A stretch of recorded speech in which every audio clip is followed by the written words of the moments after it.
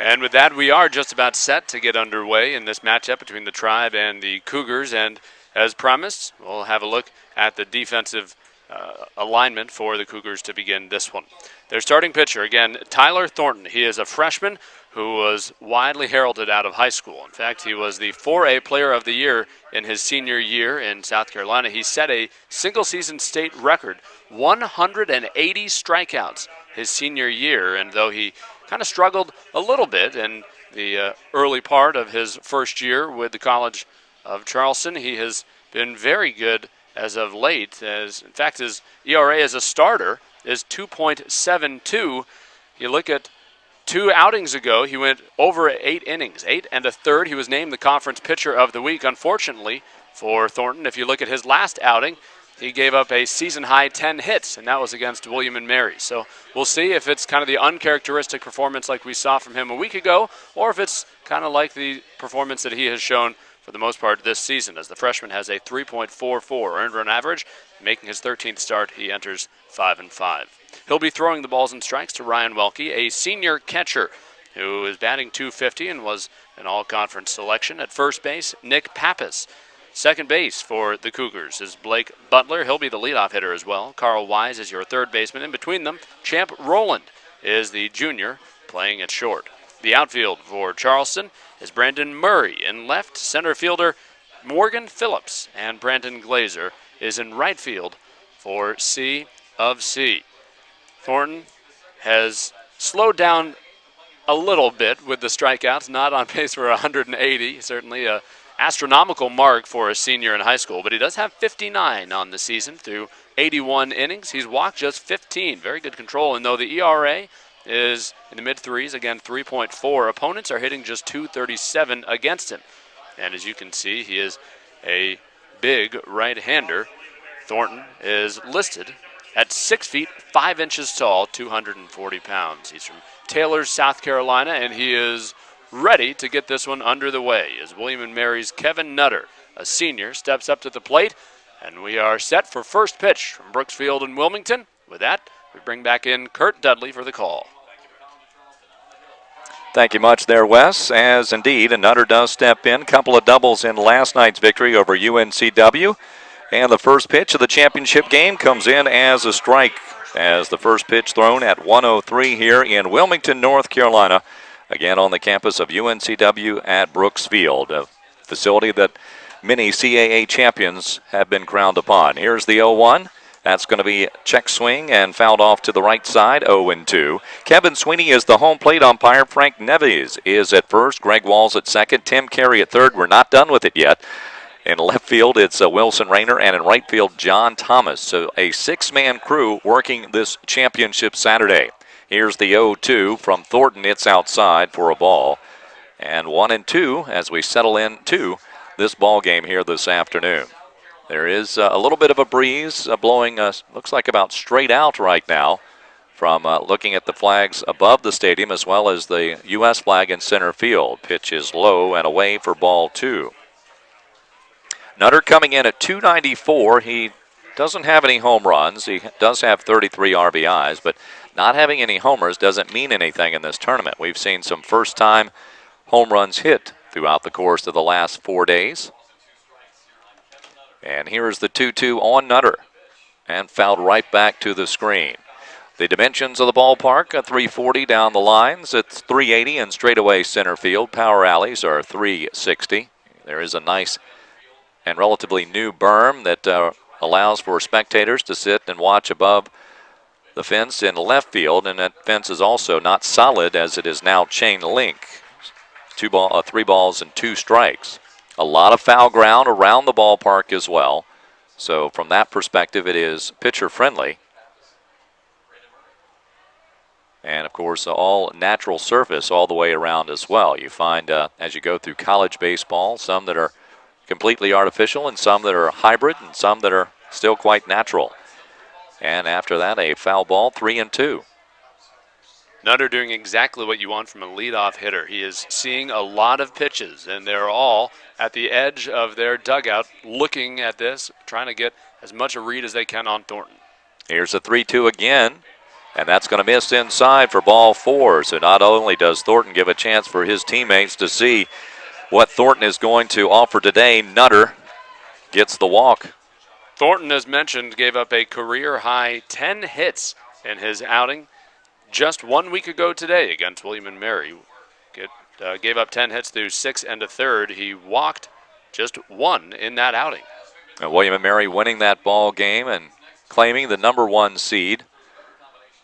And that just put them on opposite sides of the bracket to start things off. 1 and 2 both received first-round byes as a toss thrown over to first base. Nutter in stolen bases this year is 2 for 6. And Thompson at the plate. He had a 2-run single last night. He had one of the 2 hits that drove in a couple of runs in the 6-run second inning that propelled the Tribe on their way to the 12-5 victory. Thompson with the look. Swung on. That's going to go off the mask of Welke. And 1 strike. So Thornton and Welke, Pappas at first, Butler at second, Rowland the shortstop, Weis is at third, Murray at left, Phillips is in center field, and Glaser in right field. That's the way they line it up here, and right now the Cougars playing straight away at every position.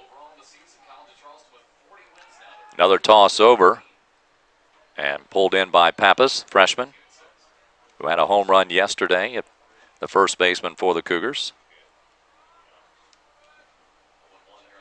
Last time the Cougars won a tournament as a member of the SoCon in 2006. They've made 5 NCAA regional appearances since 2004, so they are accustomed to winning. Kurt, you mentioned it just a moment ago. Kevin Nutter does have 2 stolen bases, but he's attempted only 6. Obviously, that's not a good ratio, but I want to point out just 6 attempts, but Thornton is certainly aware of him as he's thrown back several times already. Yeah, Tribe, not a team that runs a heck of a lot, and as you explained well last night, is they don't feel they had the need to and taking the batters out of the situation by giving up outs or being too aggressive in wrong situations. 0-2. They don't feel like there needs to be much of a risk, so they are very picky as to when they're going to start a runner. There is not a player in the lineup that has more than 4 stolen bases for the Tribe. Here's the pitch. That's outside for a ball.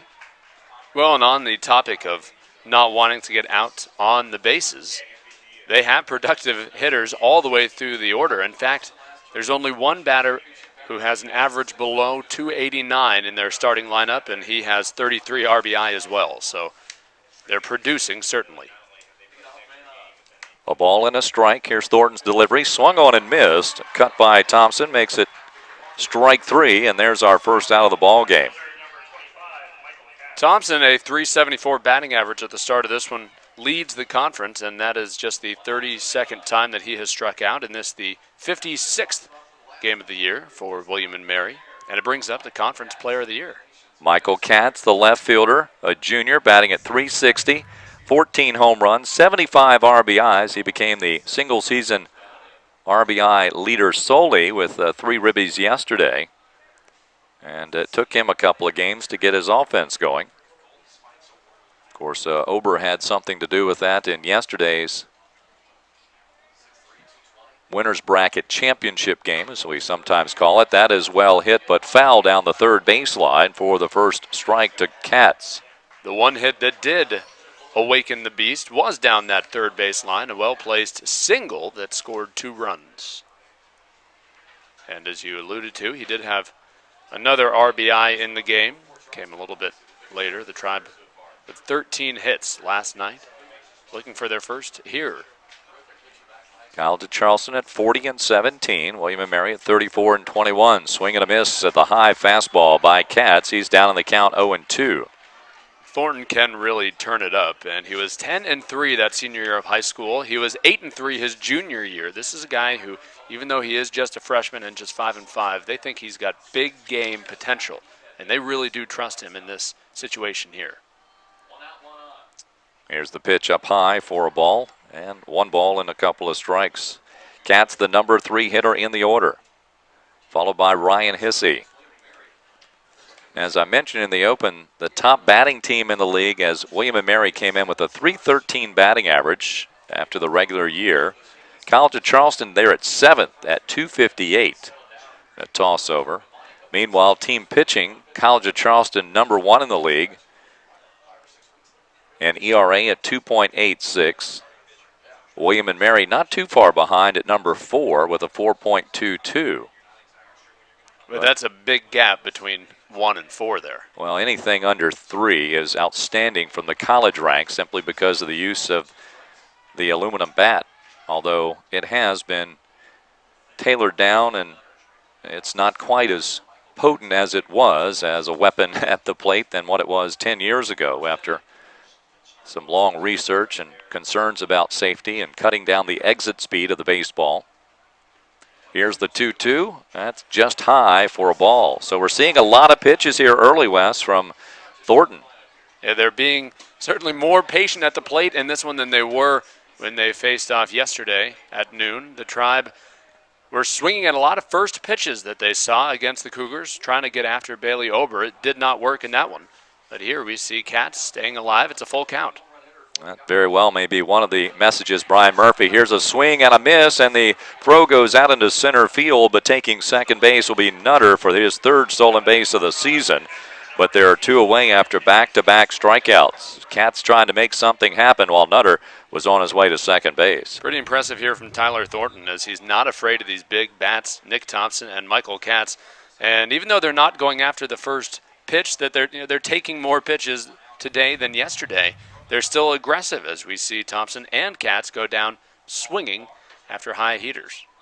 Here's Ryan Hissey now, the sophomore catcher. .219, 8 home runs. He has driven home 39. And he steps in from the left side to face the right-hander. Pops it up on the infield. Who's going to take it here? Many eyes looking to the sky, and it'll be the shortstop battling the high sun, and that's Rowland coming up with the catch. Well, a leadoff runner aboard, maybe a little nervousness there for Thornton in his first collegiate championship game start. He does walk one, but they leave him stranded. Does the Tribe of William & Mary coming up. It'll be the Cougars of the College of Charleston after this timeout as you're watching the CAA championship game right here on CAA.tv. There we are back at Brooks Field on a sunny day, a championship Saturday here in late May. Happy Memorial Day, everyone. We certainly do realize it's Memorial Day here at this vacation destination outlet here on the coast of Carolina at Wilmington. A lot of kids were at the hotel today, and they were all in bathing suits, ready to go.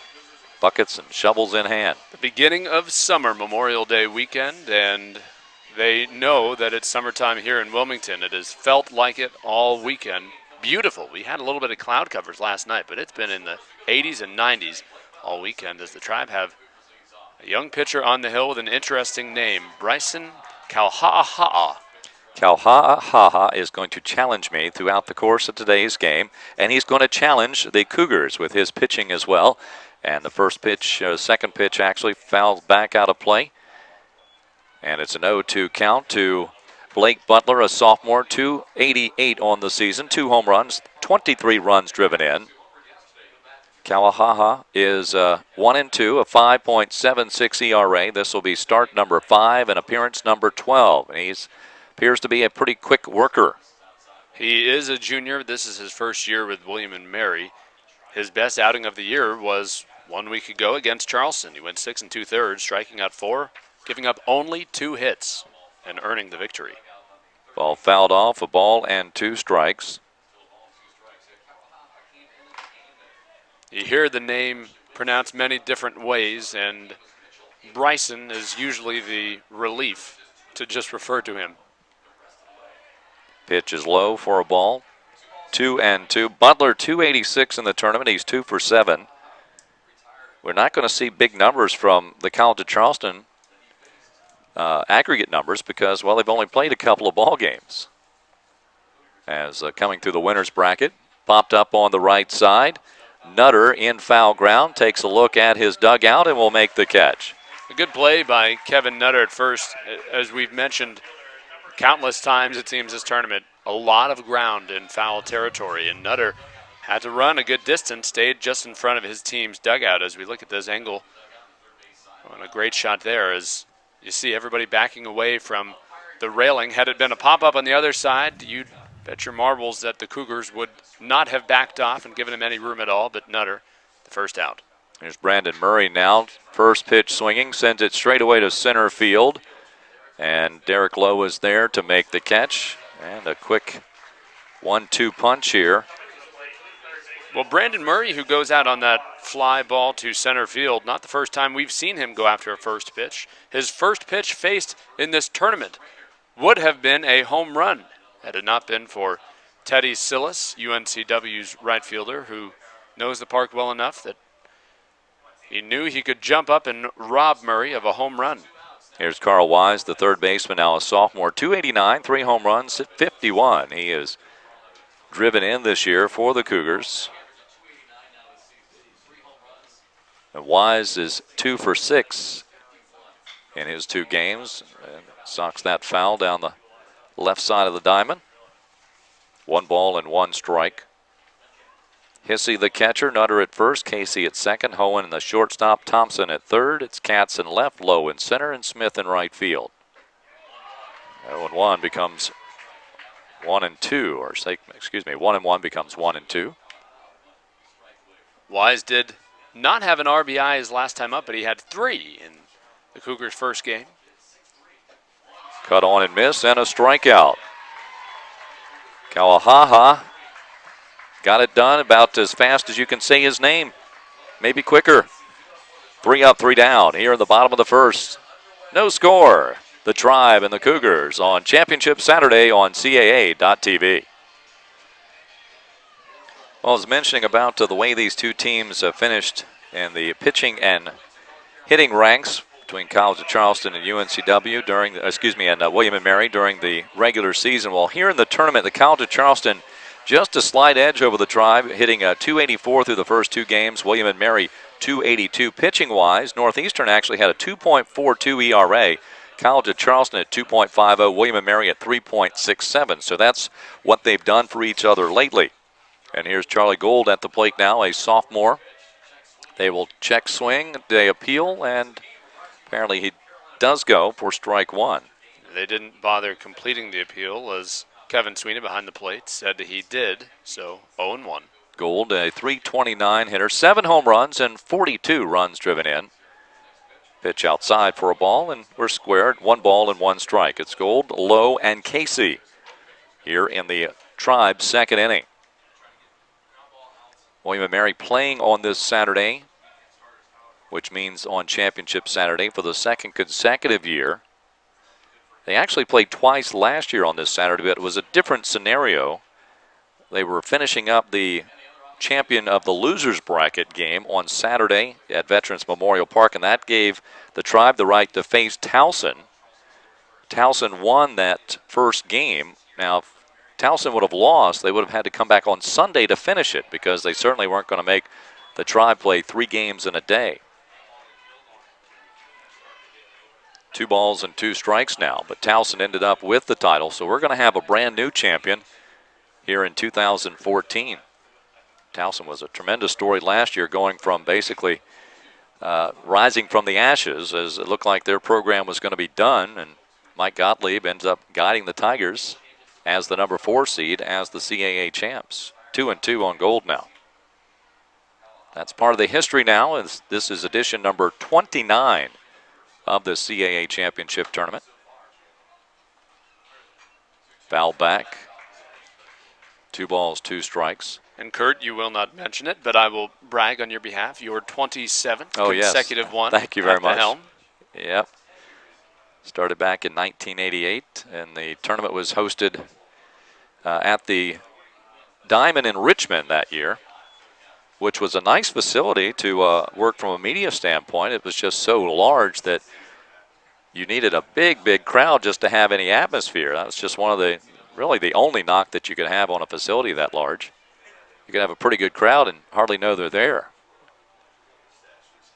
I've yet to hear a negative word about this facility. Oh, no. It works perfectly. Of course, it's been this host site many times. That ball ripped down the left field line, but pulled just a bit by Gold. And it certainly is.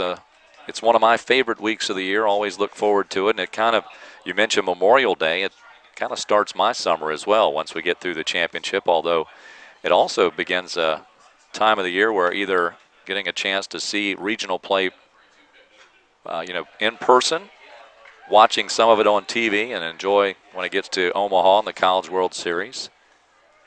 Had the chance to go in 03 just as a visitor, a fan, seen a number of regionals, and actually scored a number of regionals that Virginia hosted. For their first 5, I was the official scorer there. Kind of quietly here in the top of the second inning, Charlie Gould doing as stellar a job in the leadoff role as Kevin Nutter did in the first. He is seeing a lot of pitches from Thornton. And we're seeing a good number of Thornton throws early in this game. That's something to certainly keep an early eye on. Just like yesterday, UNCW was leaving players stranded, and they ended up stranding 11 before they finally broke through with a run in their win over Delaware. Strike 3 called as this battle won by Thornton, his 3rd strikeout, the first of the looking variety. If you're the Tribe, you're not disappointed per se with that strikeout. Certainly you'd love to see him on base. However, Charlie Gould just, as we've mentioned, brought many a pitch to the plate that time, and it's just the first time through the order they're seeing a lot already from Thornton. Derek Lowe, a senior, 289, no home runs, 28 runs driven in. Also got to wonder if the patience of the Tribe is a way in which trying to create somewhat of an equalizer, meaning that the Cougars have played just 2 games. The Tribe has played 3. Now, they do have the luxury, or did kind of engineer the luxury last night of that big lead. So with that, they could manage their staff, their pitching staff, much easier than if it were, say, a tight ball game that came down to a 1-run game in last night's final. So William & Mary hasn't been forced to use as many pitchers. Popped up on the right side, low on the 2-0. Skies high and comes down into the glove of Butler for the second out. Good hustle, though, from Lowe. Got all the way around to second base before that one was caught. But we mentioned it during the open. For Charleston, this is kind of just your usual Sunday sort of feel. Your 3rd game of the weekend and second one against William & Mary. So they really haven't been thrown off their pitching rotation too much, whereas the Tribe playing their 4th game in 3 days. And senior Kevin Casey, the second baseman, stepping to the plate, carrying a .292 bat with 2 home runs and 31 driven in. That's the advantage of staying on the winning side of the bracket. You don't have to play that extra game. That's kind of the reward you have. There's a called strike, so you can go 3-0 and win this thing. Or you have to come back. William & Mary at 2-1 because they came through the winner's bracket. Had UNCW won last night, they would be 3-1 and would actually have to go 5-1 to win it. Just a lot of times it all depends on where in the tournament you suffer your loss. And the earlier, well, the longer, the further you have to come back. Swing and a miss. 2-2 with 2 outs. Good location on that one from Thornton. Went low against Kevin Casey, and Thornton ahead in the count again. Remember, he has 3 strikeouts already.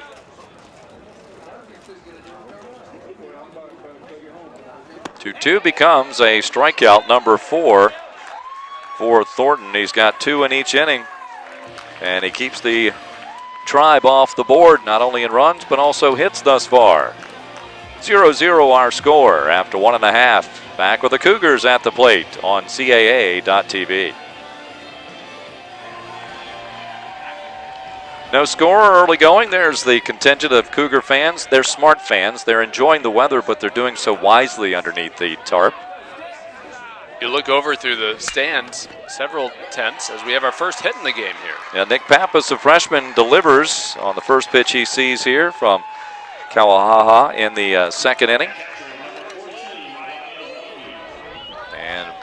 That's our first hit of the ball game, period. Interesting that the Tribe are being patient at the plate while the Cougars seem to be very aggressive, trying to get at Bryson early. Don't want to give him the kind of success that he had 1 week ago. Senior Ryan Welke now, a .250 hitter, 4 home runs, 17 runs driven in, steps in from the right side with Pappas on first base. He cuts at the first offering, and 0-1. Boykin is awaiting on deck, Ben Boykin. Welke, the number 5 hitter in the order, as the Cougars went down in order in the first. 0-1, that's in there for a strike, says home plate umpire Kevin Sweeney. Welke batted .262 in the regular season, earned second-team all-conference honors, but he has not had a great tournament through the first 2 games. He's batting just .250 now. Still looking for his first hit, 0 for 6 in the first 2 games. That pitch gets away in the dirt, and taking second will be Nick Pappas without a throw, as a wild pitch will go in the book. And a ball as well, 1 ball and 2 strikes to Welke, the number 5 hitter. Well, good situation here, good opportunity for the College of Charleston. They have a runner in scoring position, no outs, and though Welke is without a hit this tournament, again, small sample size, he does have 17 runs batted in on the season, a .390 slugging percentage. Here 1-2 is grounded. Backhand knocked down by Hohen, but he'll not have a play. What he does do, however, by keeping that ball on the infield, is make sure that Pappas will not advance on the play. Infield single for Ryan Welke. I guess right on cue there is his first hit of the 2014 CAA Baseball Championship. As we look back at it, I'll point out that this is our 10th tournament game of the year already, and highlights and full replays from all championship action is available on CAA.tv. You can also find video coverage on the league's YouTube channel. Now your designated hitter, Ben Boykin, takes a hefty DH-like cut and swings through for strike 1. Boykin, a senior, .231, 2 home runs and 12 runs driven in. College of Charleston has no one in the lineup with a batting average higher than .289. And that's outside for a ball and a strike. Kind of fascinating to compare the batting averages of the 2 lineups. Oh, yes. Well, you got all those 3s showing up in the order for William and Mary. Well, the Tribe have 1 batter at .264. He's their lowest. Everybody else above .289. Swing and a miss. 1-2. But what do they say? Good pitching always beats good hitting. I think a high percentage of the time it does. But when you get into tournament time, well, you have to still play it out. That's one of the exciting aspects of competition. Here's the 1-2. Popped up on the left side. Katz looks like he's going to call for it, looking up into the blue, and makes the put out. A good start there for Michael Katz in the Tribe's first game, which was a midday opener for them against Delaware. We saw a couple times that Katz had a hard time reading the ball off of the bat. You get a little bit of a glare over there off the grass, and it is another bright day, but he read that one right away. It was not deep enough to advance anybody, so a good first out for William and Mary. And sophomore Morgan Phillips, the center fielder, with a .256 average, 2 home runs, 23 runs driven in. He's got a 1-0 count as that pitch a bit high. Well, I think to go back to your thought a moment ago, Kurt, good pitching still wins out even once you get to the tournament, but you just struggle to get as much of it. And pulled foul, 1 ball and 1 strike. Although there have been some pretty good pitching outings in this tournament. Aside from maybe last night for UNCW that was getting real deep in its bullpen, we've seen some outstanding, some gutsy performances. Eric Hinkle of Delaware giving the most gutsy performance. Here's a line drive out to left field. Katz with another catch. We've seen several complete games. Bailey over yesterday, as we look back on that one, that Fails to advance the runners again. Dan Gatto for Delaware, a complete game. Hinkle, as you mentioned, did not get the complete game, though he did throw 137 pitches. Aaron Hoover for James Madison, a complete game. Nick Berger, of course, for Northeastern. It's been really stellar pitching throughout this tournament.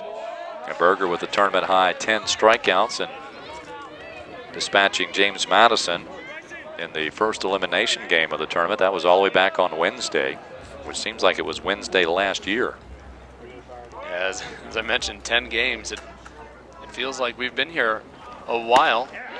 There's a called strike, 1-1. And I don't mean that in a complaining sense. We have just seen a lot of great baseball games.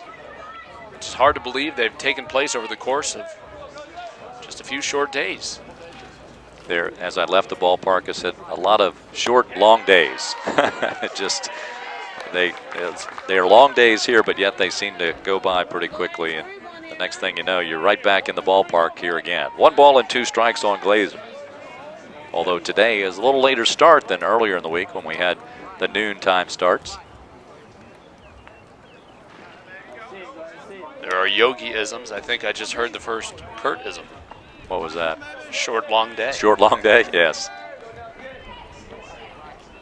Yeah, that's an oxymoron if there ever was one. There's a pitch outside for a ball.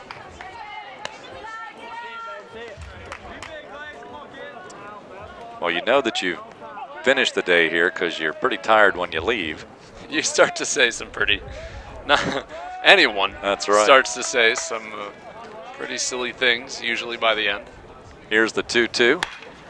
Chopped over, and Hohen will stay with it. The throw, it's in time. Yes, it is. Great stretch from Kevin Nutter at first base. That was pretty close, but the senior laid out and got it. That is indeed why they stretch him out. They're taught to do so, to shorten the throw and to shorten the time. No runs, a couple of hits, no errors, 2 left on base. Cougars tried to rally early. Snuffed out by the Tribe. Back with the third after this timeout on CAA.TV. Able to connect. They've been pretty good through 3 games in this tournament for William and Mary. Hohen, just a freshman, had a lot of errors coming into this tournament, but he has not committed one thus far. I'd love to see a freshman performing on the biggest stage of his young career. All right, Josh Smith has had a nice tournament, a couple of home runs after none during the regular year. Takes the first pitch outside for a ball from Tyler Thornton, a freshman, again 5-5 on the season, and a 3.44 earned run average. He has now worked 83 innings this season, facing his 8th man in the order, Josh Smith. Smith cuts on it and misses for a ball and a strike. Smith carrying into this championship game a .291 mark with a couple of home runs. Again, both of those coming this week, and 17 RBIs. He had a home run Thursday, another one on Friday. Will the trend continue? Stay tuned. Not on that pitch. It's a strike, though. That ball had a lot of movement at the last instant. The only run the Tribe were able to score against Charleston yesterday afternoon was off the bat of Josh Smith. The wind, as you mentioned, is blowing, or was blowing out. Now looking to center, the flag blowing more to left field. That's right back to center field. A flare that's going to drop in for the Tribe's first hit of the ball game, and a leadoff single in the third for William and Mary. The Cougars had a leadoff single in the second. Couldn't produce a run out of it. See what the Tribe can do here in their third inning. That the 40th hit of the season for the sophomore Josh Smith.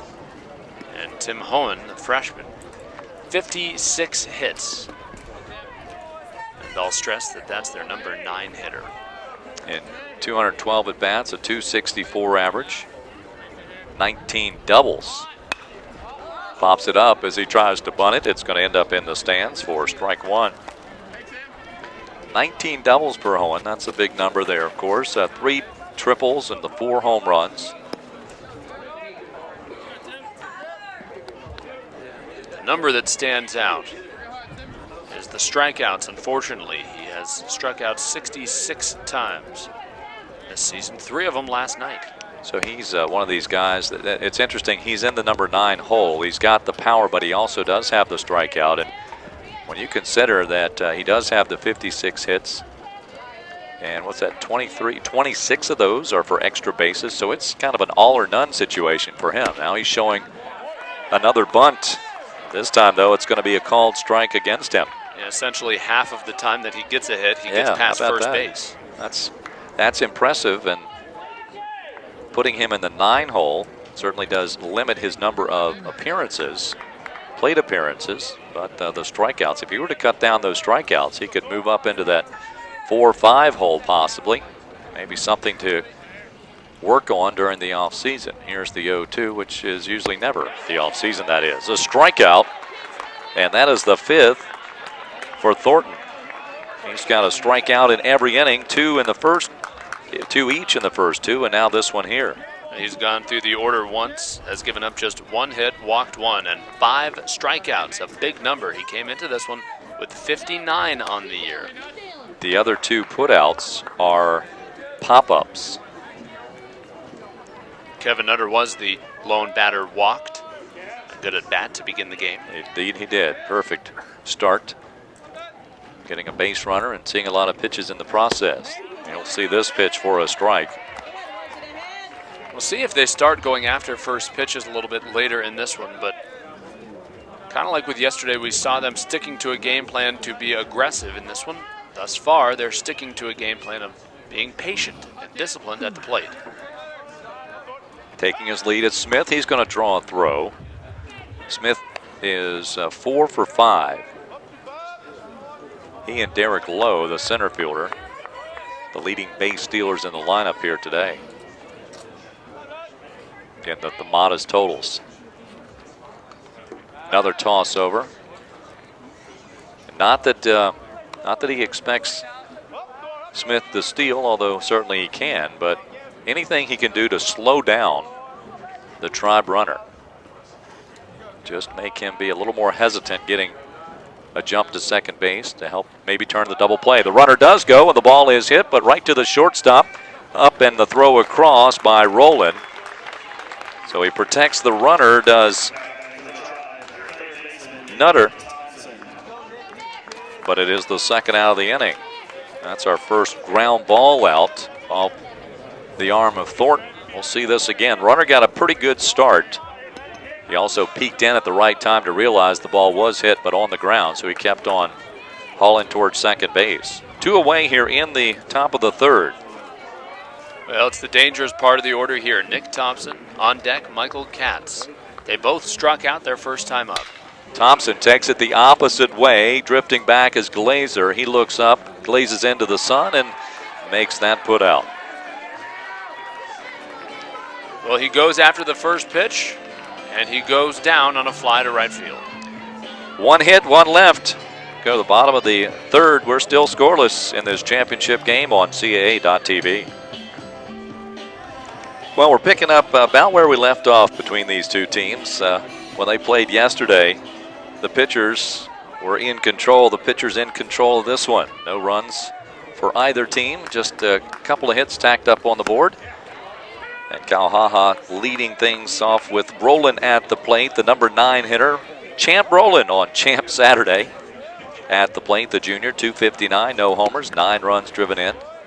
Well, his numbers, in contrast to the number 9 hitter for William and Mary and Tim Hohen, are drastically on the opposite sides of things. Ball and a strike, and that ball poked into left center field, drifting back, and the center fielder will reach up and make the grab. Derek Lowe hauls it in. We've seen the wind carry balls before in this tournament, and when that one kept holding up out there, you started to think maybe this one will get pushed out of the yard.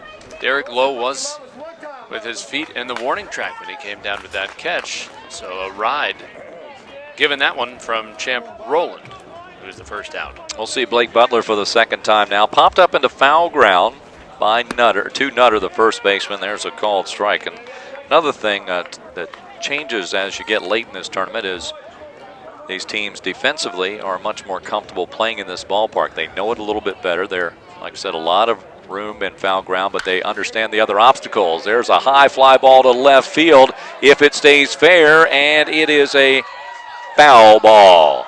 The left field umpire out there is Wilson Rayner. Again, he was our home plate umpire yesterday, and that's why you have a six-man crew on a championship Saturday. You don't want to see a call like that mistakenly identified, and Rayner was right on task tracking that one the entire time. We'll look back on it to see if he made the call correctly. Now, we won't see it from a great angle. Did see it hit the trees. The trees shake there. And lost a couple of new leaves. But it did land in the trees in left, but in foul territory. So an 0-2 count to Butler. Went down and got that one a bit. Now the 0-2 again.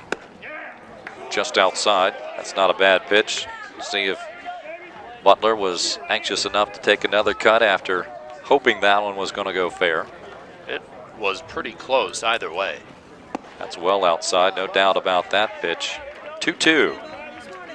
The trees that were hit by that one, they are in foul ground, but sometimes it will kind of cut that way after crossing through the pole. I guess I'm not sure about that one. We really couldn't get a good angle on it. We're not sitting right down the third base line, so you can't see it from that perspective. And our camera angle didn't help us much there either. Here's the 3-2, swung on, and that's fouled back out of play. Count will be 3-2. This is the first time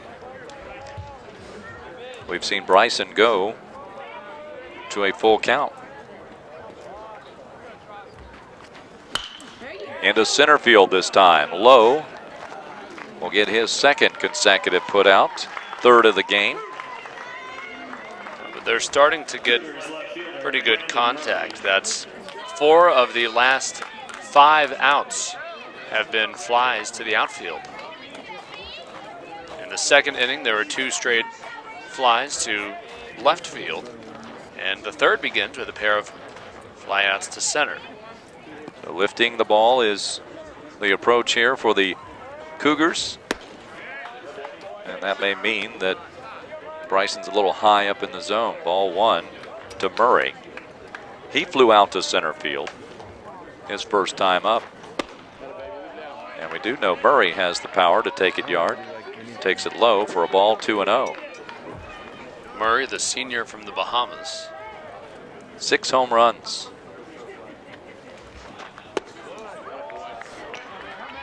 I found myself by the post-game interview area after Charleston's win yesterday. Here's the 3-0. Ball 4. And Murray, who had homered, he was one of the guys who was being given some questions after, and after he had finished answering, and he was walking back, he was, kind of had a receiving line of people who were giving him high fives and hugs, and inadvertently I was in the line, and he was just kind of habitually hugging everybody, so I got a hug from Brandon Murray. So you know Murray a lot closer now than you did when the tournament began. We're pretty good friends. That's good. There's a called strike to Weis, the third baseman. It's the island style. He's from the Bahamas. Yeah. So did he ask to braid your hair? I don't think I have quite enough. I know I don't. No, I don't. Here's the 0-1. If you saw the open, you know I don't. Not by choice. Here's 0-1. To Weis. Blair was not too bad. No, that was we managed. They got us in and out of there pretty quickly. And a line right back to the pitcher, knocks it down, and Bryson will throw it over to first base. Played his defensive position well. You look back, that was hit right hard, almost got it in the air, just knocks it down and gets the easy play, and man left on base for the Cougars in the third. We're still scoreless, third of the way through this one here on CAA.TV. 0-0 our score, 3 innings already in the books here in this championship game. The Tribe of William and Mary and the Cougars of the College of Charleston, the Battle of Colleges. And to take you through the middle frames, here's Wes. Thank you very much, Kurt. Michael Katz is at the plate for William and Mary, and another big matchup here for Tyler Thornton There tend to be a lot of big matchups with this Tribe offense. We keep mentioning the numbers. Well, how about this for a number? 5 strikeouts through 3 innings of work for Tyler Thornton, who has looked pretty good, giving up just 1 hit and 1 walk. Katz was one of those strikeout victims. It was swinging in the top of the first, and he'll swing at this one and pull it into left field for his 3rd hit of the tournament. Good way to start out the 4th inning for William & Mary. They've now gotten a leadoff man aboard in 3 of their first 4 times to the plate. It's a good little contact hit there from Michael Katz. Yeah, the leadoff runner to second in the first and to second again in the third. Kind of looking a little bit like UNCW's start yesterday against Delaware. Ryan Hissey popped out to the middle infield. His first time up, shows bunt, and takes it outside. The infield doing a good job of scrambling. They weren't ready for a bunt, and running in from third base, or at least starting to, Carl Weis, a sophomore. Now, Tribe just looking to, I would think, just want to get a run on the board just to start to prime the pump here with their offense. As, at least against this club, which they certainly have shown thus far, it's been difficult to score on the Cougars. Just 1 run now in 1+ game. Well, this is the 52nd inning this season that these 2 teams have faced off. The Tribe have not reached double digits total, as this one fouled away. To put that into perspective, with their 12-run performance last night, the Tribe scored in double digits for their 19th time of the season. Yet they've failed to reach 10 total runs against the Cougars this year. Now there it goes back to that pitching versus good hitting again. But with a long haul, usually does win out. 1-1. And this one swung on, a fly ball to left field. Backing up and should be pretty easy for Brandon Murray. Makes the catch. Hard for Hissey to get his hands through that. It jammed him just a bit. You can see the power that he does have, though, because it goes the opposite way. But he had to really get the hands inside. Good-looking swing from Ryan Hissey, whose numbers have improved, as you would hope, from his freshman to sophomore year. Well enough that he was first-team all-conference, just like this guy, Charlie Gould, another sophomore. He's a designated hitter, so he's also caught a few for William & Mary. Takes the first pitch, a good one from Thornton for strike 1. Gould had a good battle with Thornton the first time. He's seen his repertoire pretty well as he took him to a full count pitch before he struck out looking. Katz with a good lead off of first. The 0-1, thought about going after it, low and away, and Welke doing a good job of coming up with it and looking over at first where Katz tags up.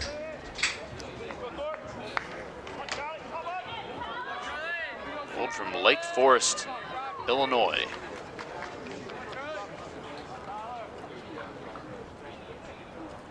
The 1-1 swung on and missed.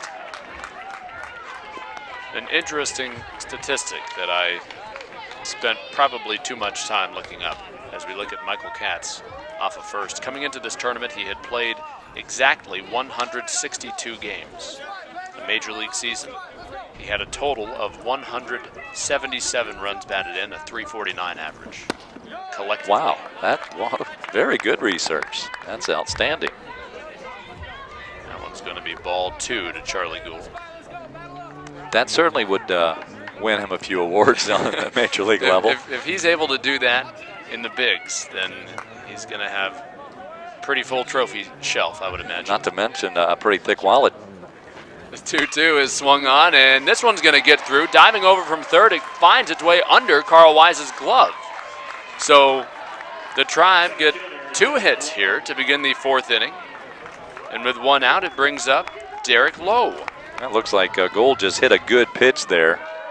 Yeah, he really didn't necessarily hit it clean. You see him also kind of struggling to get his feet and to take off out of the box, as that was kind of jammed up on him. Yeah, jammed up, and he topped the ball, thus it becomes a ground ball. Just put it in the right place.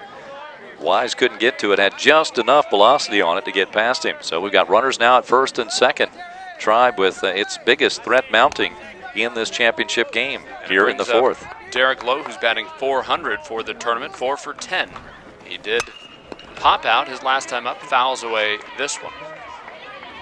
Lowe getting on base just those, 7 times total. He's been walked 3 times and 4 hits. He's scored 4 runs, brought 1 run home. Pretty productive tournament for the senior, as we see him having a conversation there with umpire Kevin Sweeney. Looks pretty relaxed out there for a relatively big moment here. With the Tribe, 2 men on base. Derek Lowe, a senior from Sudbury, Massachusetts. Against Tyler Thornton, the big right-hander.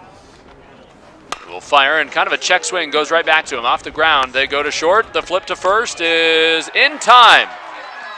A 1-6-3 double play turn by the Cougars to get out of a jam in the fourth. It started with Tyler Thornton as Lowe's kind of check swing goes right back to the pitcher. That's how you draw it up, I suppose. 1-6-3 Thornton to Roland to Nick Pappas, and the Cougars will be batting after this on CAA.TV. Nick Pappas, who was on the receiving end of that 1-6-3 double play to end the threat in the top of the fourth. He leads off for Charleston here in the bottom half. Wesley Kempton alongside Kurt Dudley. 1-0 from Bryson Kauha'aha'a, and there is strike 1. We've mentioned that for one of these teams, their season will come to an end, unless, of course, they get an at-large bid. As this one swung on and is going to be fair down the line. Pappas is going to round the corner, and he is going to get at least second. And he will hold up there as Josh Smith in the bullpen had to pick that ball up and fire it in. A leadoff double for Nick Pappas, the freshman, who is now 2 for 2 in the championship game. And a great shot right down the line. Yeah, it was fair by several feet. And turned out to be a pretty routine double. He slowed down his run to second base about halfway there. That's his second extra base hit among the 4 hits he has in the tournament. Now 4 for 9. And Ryan Welke, who had his first tournament hit in the second inning, will show bunt, and he takes that one for a strike. Well, every time either team gets a runner on base, first thing they're showing is a bunt possibility, particularly since they're getting runners on early in the inning. Still trying to break through. These two teams seem to bring out the best in each other, though the Cougars have had the best of the Tribe. Here's a bunt that's going to go back to Bryson, who will flip over to first base. A good sacrifice bunt from Welke out on the 1-3. And over at third is Nick Pappas with just 1 out. Now the Cougars have put the ball in the air quite a bit. Right here, a sac fly would help them out, put them on the board. And Boykin, he hit a fly ball to left field the last time up. They can use one right now. When he flew out to left field in the second inning, it wasn't deep enough to move a runner from second to third. But with a runner at third base, you don't usually need to hit it as deep. Well, they may be a little more risky, but it won't be necessary. He hits it on the ground to right field, and the Cougars strike first. They lead it 1-0 in the bottom of the fourth inning of this championship game. Ben Boykin, the designated hitter, connects and gets his second RBI of this tournament, bringing in Nick Pappas and giving the College of Charleston the lead. Boykin, as he mentioned, second RBI. His other was on his own accord with the home run. And again, 1-0 in the fourth. Saw the location of that hard hit single. The right half of the William & Mary defense didn't even bother going after it. Kevin Nutter and Kevin Casey at first and second base. And I was informed in between innings that it is Kevin Casey's birthday. See a good jump off there at first base, and Ryan Hissey and Bryson Kauha'aha'a certainly acknowledging the movement over there by Boykin at first. Boykin, that was only his 13th RBI of the season, but that unlucky number will be pretty lucky for him, something he certainly will remember. A big hit for a senior, as it's now 3 balls and no strikes to Morgan Phillips.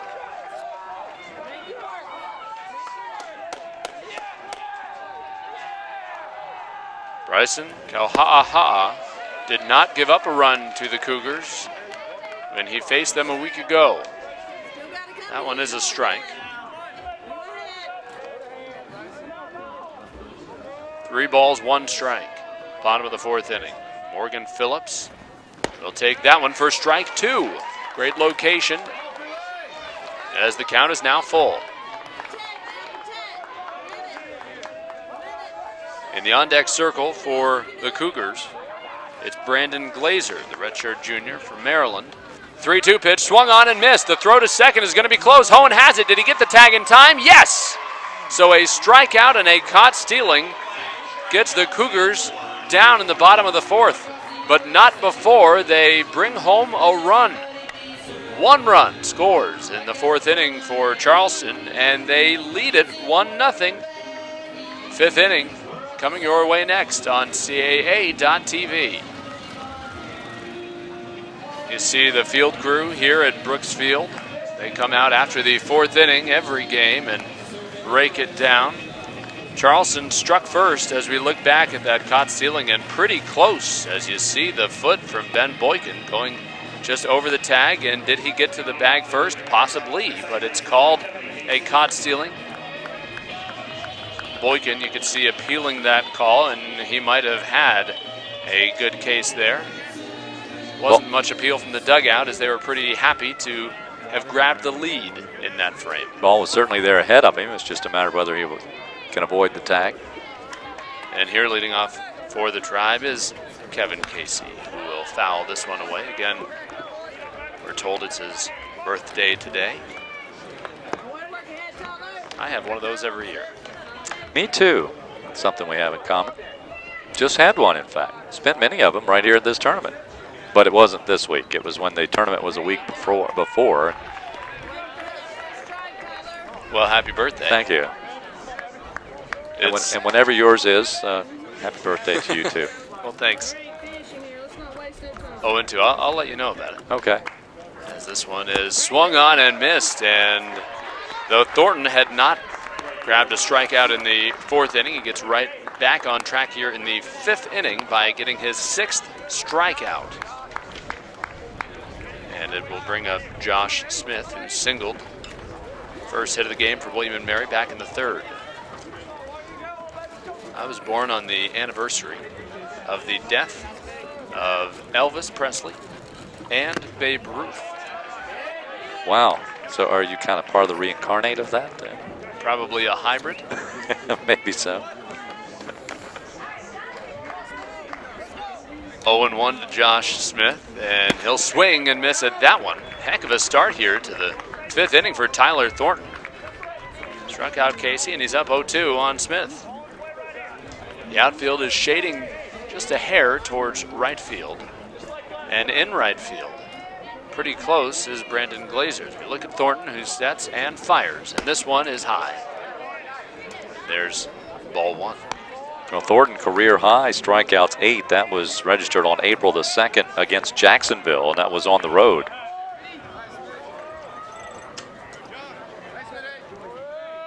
He already has 6 in this contest. The 1-2, almost number 7, just outside, and ball 2.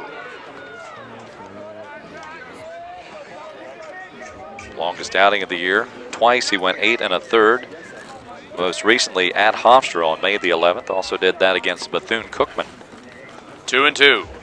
And this one is swung on and missed, and there is strikeout number 7 for Tyler Thornton, who is mowing them down here this afternoon. Tim Hohen struck out swinging in the 3rd. He steps up to the plate now. He has struck out 6 individual Cougars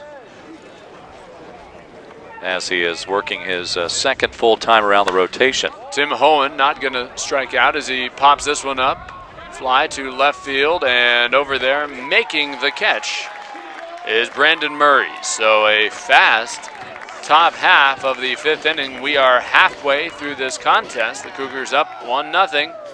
They'll be at bat at the bottom of the 5th on CAA.TV.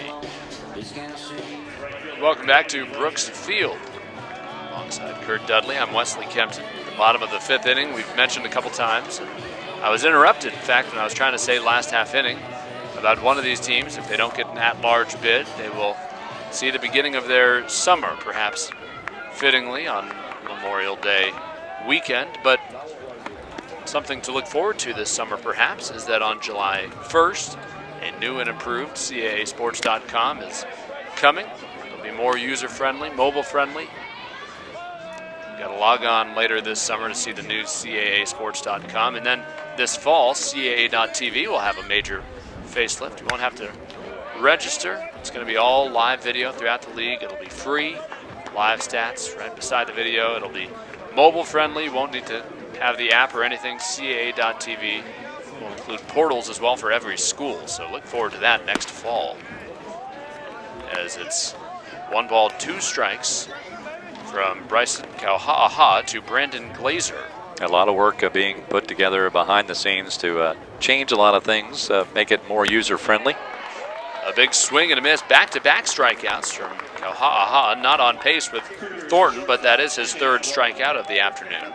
And it brings up Champ Rowland. Yeah, but what I'm talking about is the new CA.TV and the website and all. And, you know, Commissioner Yeager, Tom Yeager, the only commissioner in the history of the Colonial Athletic Association, he just said, I want it really simple so I can get online and find anything I want without having to call one of my colleagues at the CAA to figure out where's what, how do I do this, and how do I do that. So it's going to be not only customer-friendly, but Yeager-friendly as well.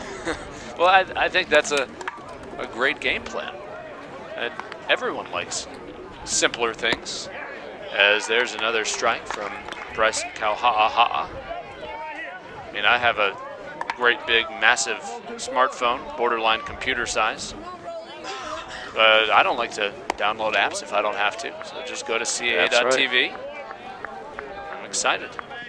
I'm excited for next fall to watch all the CAA football on there. Timeout called at the plate.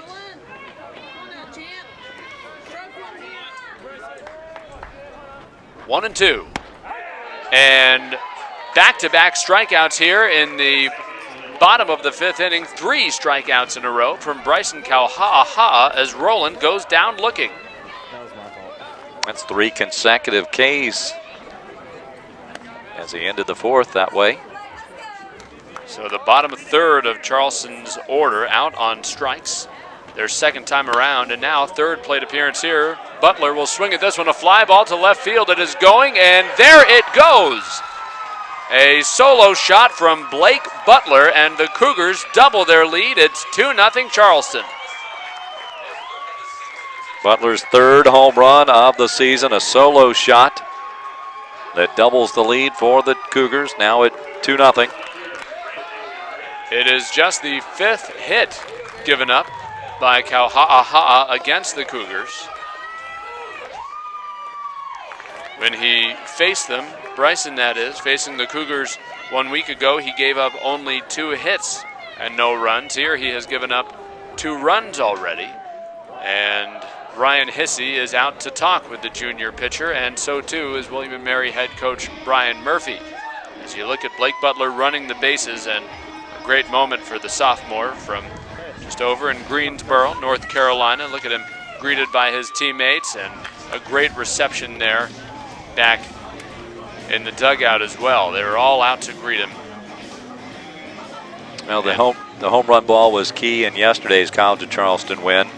Murray with his 6th, Pappas with his 4th. Of course, Smith tabulated the 1 run for William & Mary with his home run. And here today with the top of the order, Blake Butler, after back-to-back-to-back strikeouts, quite frankly, then the blast to left. And Brandon Murray, who did homer yesterday, is at the plate here. And Kauha'aha will fire one outside. It's just a 2-0 lead, but it feels like a larger cushion than that would suggest because of the performance that we're seeing in the top halves of the innings from Tyler Thornton, the freshman for Charleston. 2-0, and this one is outside. 3 balls, no strikes now. Don't want to give Murray anything that he can turn on after seeing that home run yesterday from him. 3-0 is a strike.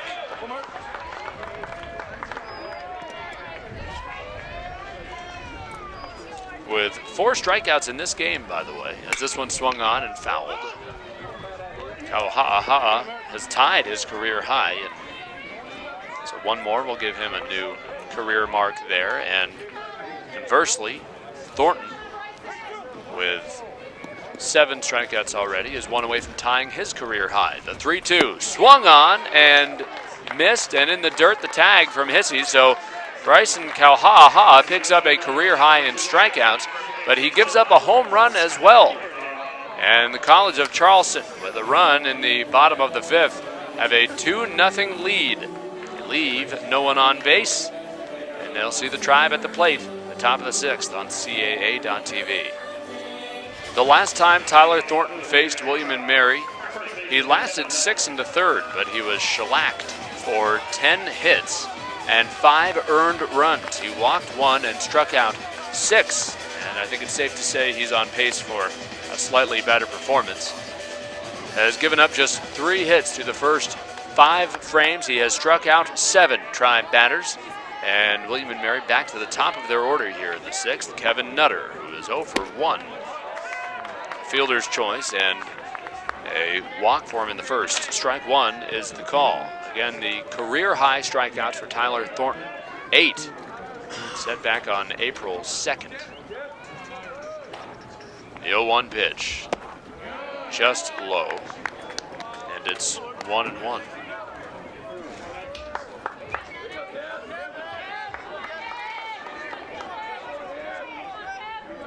Kevin Nutter, the senior from Vienna, Virginia. 1-1, and that one just missing as well. Tight zone all of a sudden for Thornton. That one was very close. And Nutter with the 294 average coming in, but he has been hit by a pitch 22 times. He's walked a dozen times, so his on-base percentage is .381. Key number for your leadoff batter, of course. 2-1 is high, and as we didn't have to take too long to tell you in the first inning, his first time up, he is good at taking pitches, as we see here. 3-1 now. Thornton looking in, getting the sign from Ryan Welke. The pitch is called strike 2, a full count now. The outfield for the Cougars, straight up out there, Brandon Murray in left, center fielder Morgan Phillips and Brandon Glaser to the right. The 3-2 pitch swung on, and there is a fly ball to center field, and Morgan Phillips will make the call and the catch. 1 away. 0 for 2 now Nutter with the walk and a stolen base. So he'll head back to the Tribe dugout there on the first base side. 0 for 2 also is Nick Thompson, who is going to step up to the plate now. Thompson came into the game with a .374 batting average, which is best in the conference. And that one is inside a little bit. Ball 1. He is only batting .250. Well, was only batting .250 coming into this one. That is in the tournament. He is now just 3 for 14 thus far in the tournament as he goes around on that one, and it's 1-1. So batting just over 200 in the tournament. Look back at that pitch, the check swing, and oh, yeah, he just brought it around. Well called by Kevin Sweeney behind the plate. The 1-1. And this one swung on, and there is a drive to left center field. It is going back, and at the wall, the catch is made from Brandon Murray in the warning track. I think that almost scraped the front of the wall there without the glove. It may have hit the very top of the wall. We'll see it again. Good camera work by our crew. Murray had his eye on that the entire time, and I wonder, my depth perception from this distance, just how close he was to the wall. I never saw him touch it, but right. I It was got to pretty imagine close. he was less than a foot away. Yeah, definitely would have probably come off the top of the wall if it had a little bit more speed to get out there, speedier than what Murray could cover as far as the ground. So put a star next to that one, as it goes down as an F7, but a deep F7 to say the least. Michael Katz is 1 for 2, and he's down 0-1, taking that one for strike 2 now. Look at these patterns of things, back-to-back strikeouts to start the fifth, and then 3 consecutive fly ball outs. And a good number have been fly ball outs for Thornton here this afternoon. He's been very impressive, and there is no action. There's not been any need for any in the Charleston bullpen, as that one's off the dirt. Got 7 either fly balls to the outfield. There's 2 pop-ups on the infield among those 7 caught in the air. They have not been putting them on the ground today. The one time they did, it ended up in the 1-6-3 double play. Here's a 1-2 pitch upstairs. That could be a pretty big play in the ball game. It happened in the 4th when the Tribe had runners at first and second and just 1 out. Katz was actually the runner at second base after having singled to left field. 2-2, and he'll swing at this one and foul it back. Not a big surprise that the teams that make it to this point in the tournament show strong defensive consistency. Good double play in that 4th inning from the Cougars, and the Tribe again 4 double plays last night to help get them here. Another foul ball from Michael Katz. Count remains 2-2. College of Charleston in its first 2 games only 1 error and error-free thus far today, so a fielding percentage up around 99%. That's not too bad. Pretty good indeed. 2-2 outside.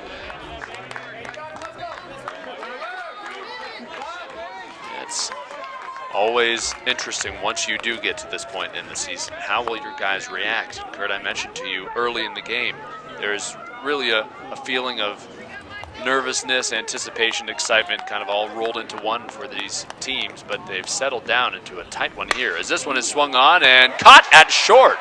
Champ Rowland leaps up and makes the catch. 3 up, 3 down, the Tribe in the top of the 6th inning. As we look back on that one, hit hard by Katz, but Rowland jumps up and comes down with it. Scoreless are the Tribe through 6, and the Cougars look to make it 3 straight innings of offensive production on CAA.TV. Bottom of the 6th inning now at Brooks Field. The Cougars a big 2-0 lead as we look back at the last out in the top half. Michael Katz hit one hard over to short, and a great leap from Champ Rowland to pull it down. The junior shortstop. A big defensive out to end the frame, and another ending. Bryson Kauhaha, who went 5 innings. Pretty good for the Tribe. No longer on the hill, being replaced by Joseph Gowett, a 6'4" sophomore who is a first-team all-conference relief pitcher. He has previously worked in this tournament, worked 3 innings, did not give up a run. In fact, he gave up just 1 hit, walked just 1, struck out 2. So a strong pitcher in relief, and closing the book on Bryson Kauhaha, a new career high, 5 strikeouts. So he gives up 5 hits and 2 runs scored. Still a strong outing. But the Tribe are trailing, and Gowett will hope to keep it as just a 2-run production. This is a big chop over to third. Thompson's going to try to throw to first, and it'll be scored an infield single from Carl Weis to begin the bottom half of the 6th for Charleston. And that high chopper just had Thompson trying to do small choppy steps to get his feet set to make the throw, but he had to rush the throw. Never really got himself upset there. Here we go. See, just does turn, couldn't waste any more time, and in doing so, it brings him off the bag at first base. Good run over there as well from Carl Weis as the throw though off target slightly, was really not horrible timing-wise.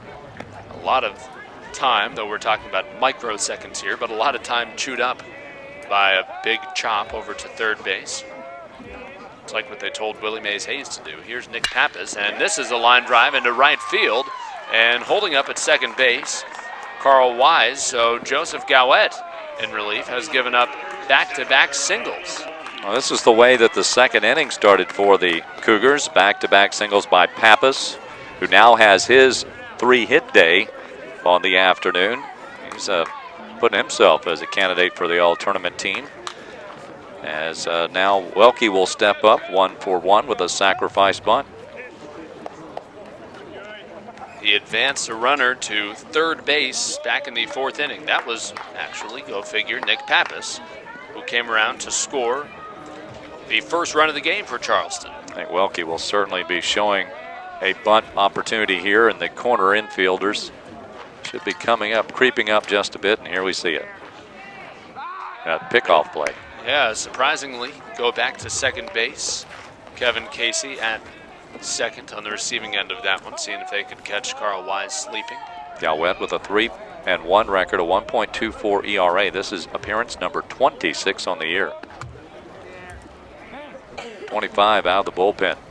And inside goes that pitch, and just fouled away inadvertently, I believe, on the bunt, though he did not pull it away. So maybe he was trying to lay that one down. It didn't certainly look like a pitch that you would typically try to bunt. It came fast, low, and inside.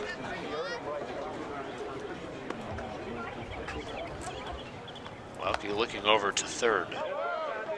Interesting to note that the two men on base for Charleston, underclassmen, a sophomore and a freshman at second and first, respectively. That one up and in, 1 ball, 1 strike. In the on-deck circle, you see Ben Boykin stretching back there, and Boykin, remember, had an RBI single his last time up. Bunt being shown. The 1-1 pitch. This is high for ball 2. And trying to bunt a ball up there above the bat, not a wise move. A lot of times you pop it up, just can't move the bat fast enough to get on top of the ball. Got to get square or on top. Make sure you get the bunt down. Again, the 2-1, and he does bunt back up to the pitcher. Poor communication. Hissey recovers and gets a good throw over to first base. It looked like Gowett was going to make that play, and it looked like he signaled as if he would make that play. So Hissey backed off, but then they realized that they had both backed off, and then the catcher decided to jump in there and made a great scoop and throw to first base for the first out. I think one thing that also happened there is that it bounded so high off the plate, that is, or off the dirt right in front of the plate, that it created that hesitation between the two fielders. Gave them enough time to kind of glance at each other and then realize, oh, well, one of us has got to scoop this ball up and get at least an out. Either way, had it been played by the pitcher or the catcher, it was a well-played bunt sacrifice from Ryan Welke, his second sacrifice bunt of the afternoon. Weis and Pappas in scoring position, both of them. And this is Ben Boykin. A 1-0 count to him, and he'll swing at this one. A fly ball to left field. Michael Katz is backing up. The ball is going back, and it goes off the top of the wall. Katz can't make the catches. 2 runs will score. The throw comes in. The throw is not going to go home. A 2 RBI double for Ben Boykin, and the Cougars double their lead again. They're on top 4-0. Boykin with a single to put the Cougars on the board in the fourth, and now he follows it up with his 2-run blast off the fence and left, as we'll see Katz trying to eyeball the fence as well as the baseball.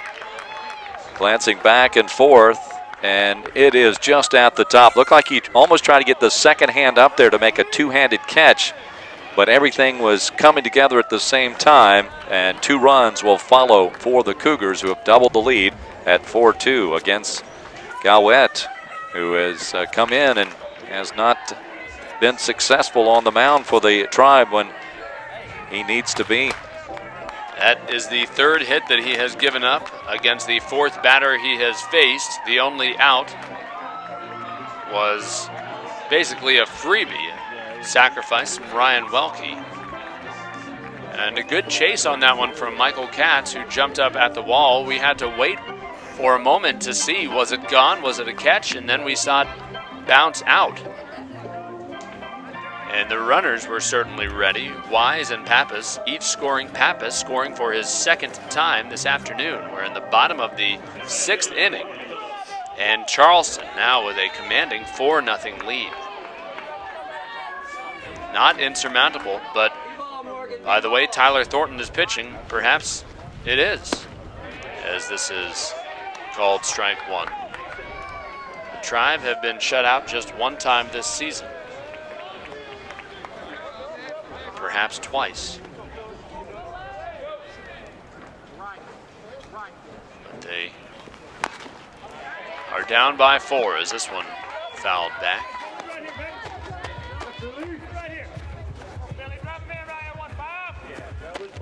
At the 3rd hit of this inning and the 8th of the game already for Charleston, Morgan Phillips.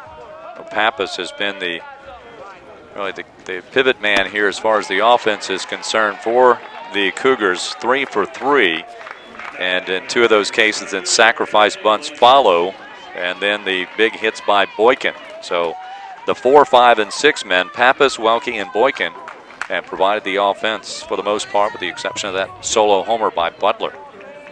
A strikeout there and a high heater as Phillips retired on strikes for his 2nd time this afternoon. And Brandon Glaser will swing at this one, chopping down the first base line. It's foul. So the Tribe do have 2 outs. A base hit could bring in another Charleston run. Boykin at second base. I was looking at Charleston's home run numbers. They came into the tournament with just 29, but have hit 5 in the tournament. That was not really their bread and butter offensively, but has certainly helped them in this tournament field here this week. The 0-1 pitch swung on and fouled. And now, after a strikeout to Phillips, Gowett back on top in the count to Brandon Glaser. Of course, here in this inning, a couple of singles, a sac bunt, and the double. So, stringing things together. No balls, 2 strikes as Gowett will step off the rubber. Grab the rosin bag. Good lead for Boykin.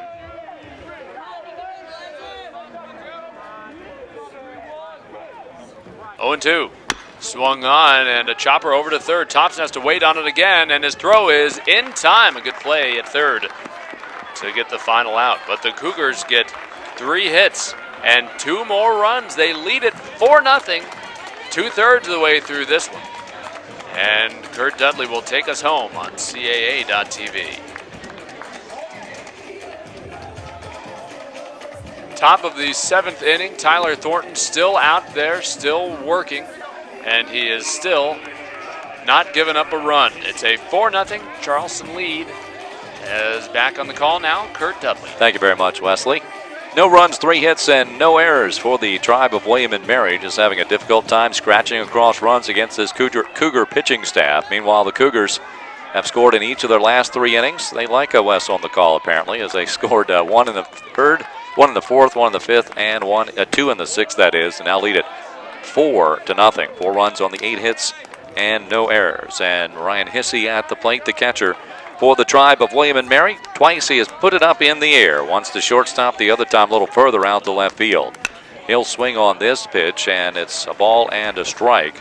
Tyler Thornton with 7 strikeouts. That is 1 shy of tying the career high of this young man as he gets a new baseball. Special delivery by Kevin Sweeney. I'd imagine with 180 strikeouts his senior year and 94 strikeouts his junior year of high school, that he has probably had an outing with double-digit strikeouts. I would imagine so.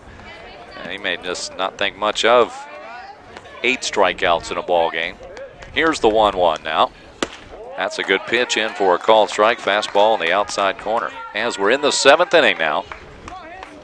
Charleston needs just 1 win today. The Tribe needs 2.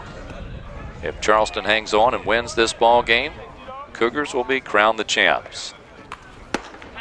That's just a bit outside. Looked pretty good. Must have been just about a micro Kazum just to the outside.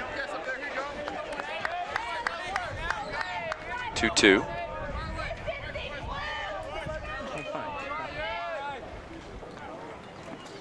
Swung on, foul tip. And actually, I guess he did not tip the ball because the ball was dropped. And Wilkie comes up and puts the tag on. So that is a tied career high. 8 strikeouts in the game for Tyler Thornton, and he's showing no signs of slowing down, though as we look over to the Charleston bullpen, they do have a reliever warming up. The pitch count is starting to get up there a bit for Thornton. Now, this is the stage of the game where you do get somebody up regardless, because you don't want it to turn on you in a hurry so fast so that you can't get somebody up and lose. And particularly, Charleston certainly has the luxury with only the 2 games of making that decision now. They're not forced into it. They are managing that case. Gold at the plate, 1 for 2. Takes a hack, and he is sawed off, 0-2. Well, their pitching staff is in such good shape. Taylor Clark did the brunt of the work in their first game. Obviously, Ober went the distance their last one, but the only other pitchers besides Thornton who have been used have thrown a combined 26 pitches. So essentially everybody out of their bullpen is able to go if need be. A good number of these guys we haven't even seen yet. It's kind of interesting, you're on the pitching staff, and how do you feel? I'd like to contribute, but if you don't use me, that's probably a good thing too. Ball outside, 2-2. There's certainly that competitive drive when you're an athlete of any kind. You want to be the one who's making the plays, but at this point, you're a member of a team and you're rooting for your team. Here's a 2-2 now from Thornton. That's hit into center field. Phillips going back to the warning track and a couple of steps in front of the wall. We've seen the Tribe launch a couple, but they have landed on the warning track pad. And that's shy of clearing the wall as well. That is out number 2 here in the 7th. Interesting flight path on that one. Gould, a right-handed hitter. You called it a fly to center field. It took off that way, but kind of caught in right center field. As you see right in front of the banner for UNCW's regular season titles, there have been a lot of them. There's a tapper right back to Thornton. That'll make an easy work of the 7th inning, as he needed 9 pitches, make that 11 pitches to get out of the frame. Goes 5 deep to Hissey, 5 deep to Gold, and only needs 1 on the tapper back to the mound for the 2nd time today to retire Derek Lowe. 7th inning stretch time from Brooks Field on the campus of UNCW. Championship Saturday on CAA.TV. Bottom of the 7th, we are playing in 4-0. The home team in this ball game, the College of Charleston, with that 4-0 lead. And with that tapper back to the mound, Thornton is now set down 10 in a row of Tribe batters. As Lowe started the stretch, and that was out number 10 in a row. As we flip our scorecard to the bottom of the order, it's Rowland for the 3rd time. He is 0 for 2. Facing Galwet here in the bottom of the 7th. Rowland struck out looking back in the 5th. Kind of shameful. This is the 3rd time that we're seeing the Cougars have not been able to fully acknowledge how great of a name Champ Rowland is. It is a good competitive name, and there's a Champ hit on Championship Saturday. He had a nice catch of a line drive earlier in the game, and a leadoff runner aboard for the Cougars for the 4th consecutive inning. And each of those, well, take that back. Actually, the 2-run homer by Butler came after there were 2 outs. Just saw Champ over there at first. Those 2 out of 3 leadoff batters got on base, and both of them did score.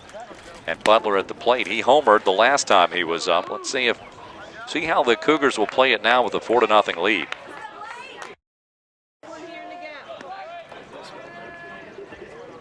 Rowland with the lead, another toss over. Rowland is 5 for 5 in stolen bases. 4 of the 7 innings at the plate. Cougars have got a leadoff man aboard. Bailey Ober with that complete game as a bunt attempt by Butler. He is a freshman. Ober, 6'8", 215 pounds. And now Tyler Thornton, another freshman, who's at 6'5", 240. Those two guys are bringing it here for the Cougars this week at the CAA Championship. Toss over. Champ diving back in once again. Cougars again with 1 in the 4th, 1 in the 5th, and 2 in the 6th. Right now on 9 hits for the College of Charleston. Ball bunted by Butler, picked up by Hissey, and he'll zing it down to Nutter covering the bag, and another sacrifice. This is like old-fashioned baseball right here. Good pitching. Sacrifice bunt number 3. And 2 of those, the 2 previous, helped to push runs across. We're seeing somewhat aggressive base running, but more than anything, smart base running. You mentioned earlier that we haven't seen many errors from these 2 teams. Haven't seen many miscues on the base paths either.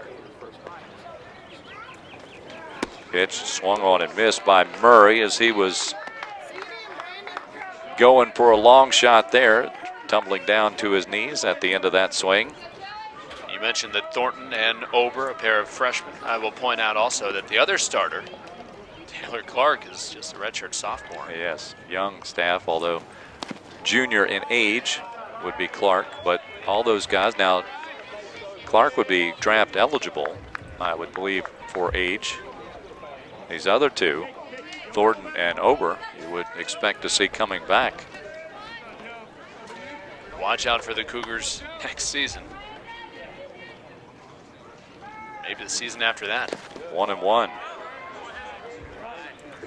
2 balls, 1 strike.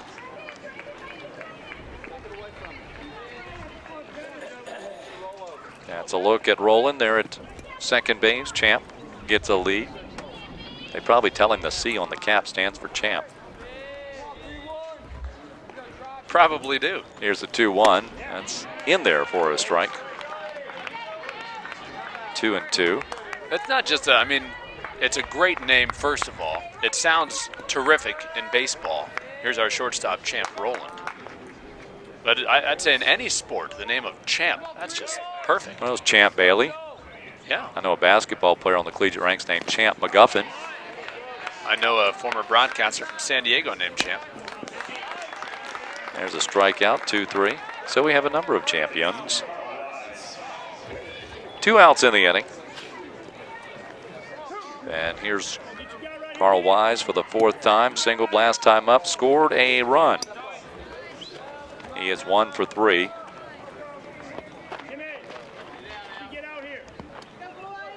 Calwett working in relief. This is his 2nd inning.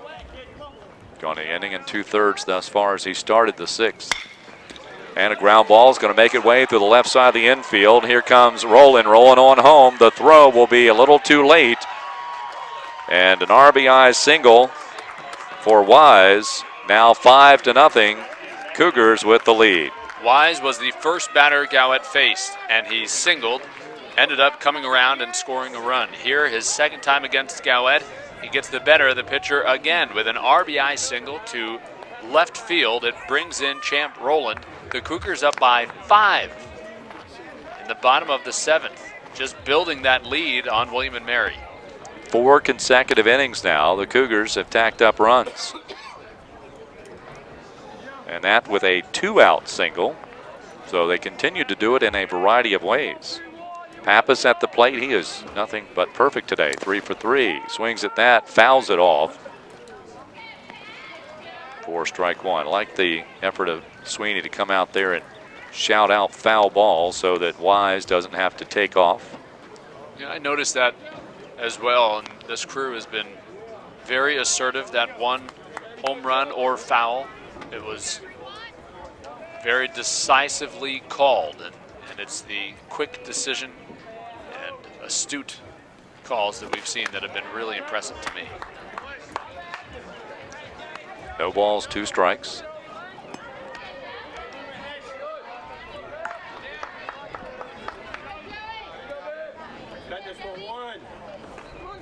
Pappas, the left-hander, against the right-hander. Cowett. That's a bit high. And a delay steal, but the Tribe defense did not go to sleep as the throw goes down to Hohen, who puts on the tag. Weis caught stealing. That will end the 7th inning as the Cougars trying to sneak one over on the Tribe, but nothing doing there. They do sneak over another run on a couple of hits. Nobody left on base.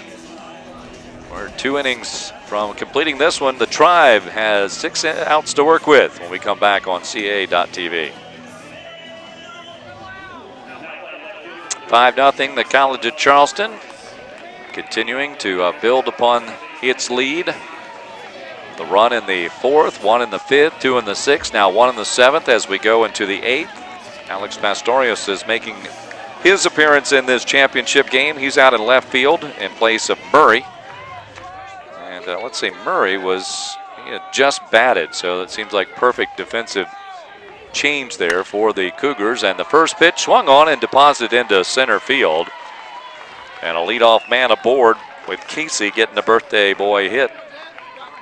It's good for him to end a streak. He had struck out back-to-back at-bats as a pinch hitter coming in for William & Mary, Devin White. White is academically a senior, eligibility-wise just a junior, and he actually had the best batting average on the William & Mary team in conference play only. Though a small sample size, not a regular starter. Did get a pretty good number of at-bats, though. 77 on the season, 28 hits there for a .364 average.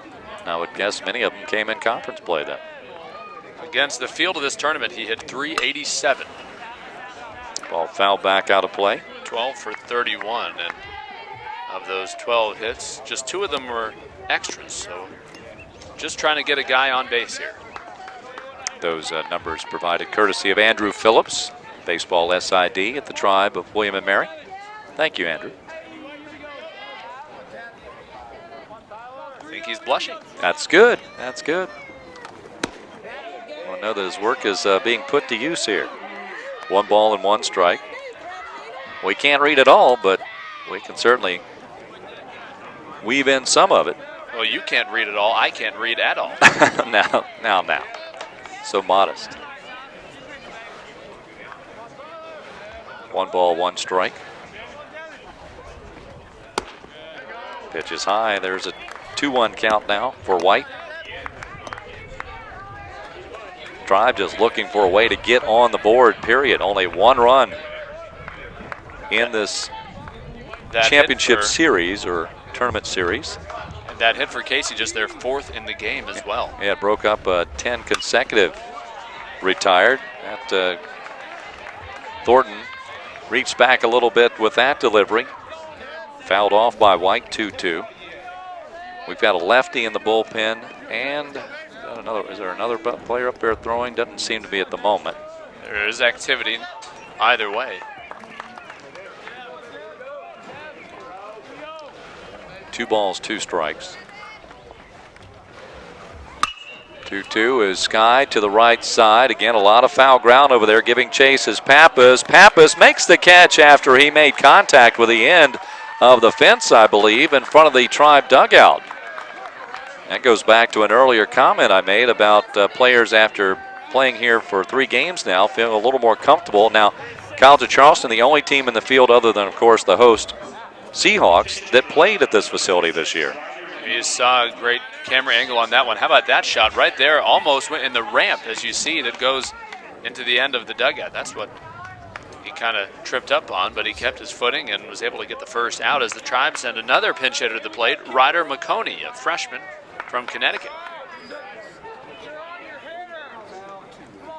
McConey, left-hander, .375, flares it the opposite way.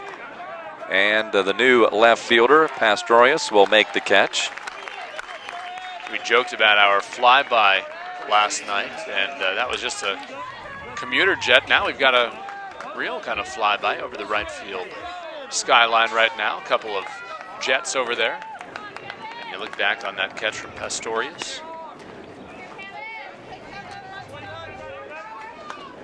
2 outs after the leadoff single. Couple of pinch hitters retired by Thornton. Back to the top of the order, Nutter. Started off the game in good fashion, earning the walk on multiple pitches that he saw in his first at bat, but since that time hasn't been on base. Just 0 for 2 today. This is just his 4th plate appearance. That's how good Thornton has been today. When you can retire 10 in a row, it certainly does help your own cause. The 1-0. That's in for a strike. Ball and a strike. Thornton has limited the Tribe to 4 hits. 2 of them coming in the 4th. That's the only multiple hit inning for the Tribe as we're playing here in the 8th. Line drive right to Champ. Roland didn't have to work as hard to get that line drive. It's like playing catch with his own catcher. We go to the bottom of the 8th. Cougars may start to feel the championship is in sight. We'll be back with more after this timeout on CAA.TV.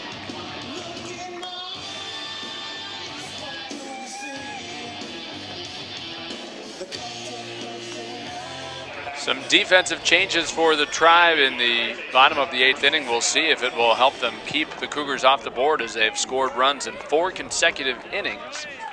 Ryder McConey stays in at third base. Kevin Casey to short. And at second base, Nick Thompson. And the first pitch by Pappas. And Pappas will split the 2 defenders in center and left field and will send it to the base of the wall. That is a 4 for 4 performance for Pappas, who has had a tremendous day, and he is another one of the freshmen that is contributing to the Cougars here this week. He's had a tremendous day, and it moves his tournament numbers to 6 for 11. How about that? He scored 2 runs in this one, 3 total in the tournament in this Charleston's 3rd game. That is his 3rd extra base hit of the week also. And Welke will come to the plate. Welke has been effective today. He's singled, has been asked to sacrifice his at-bat, and has done so twice. And in both cases, great returns. This time, they're going to let him hack away at it, and that's simply because Pappas is already in scoring position.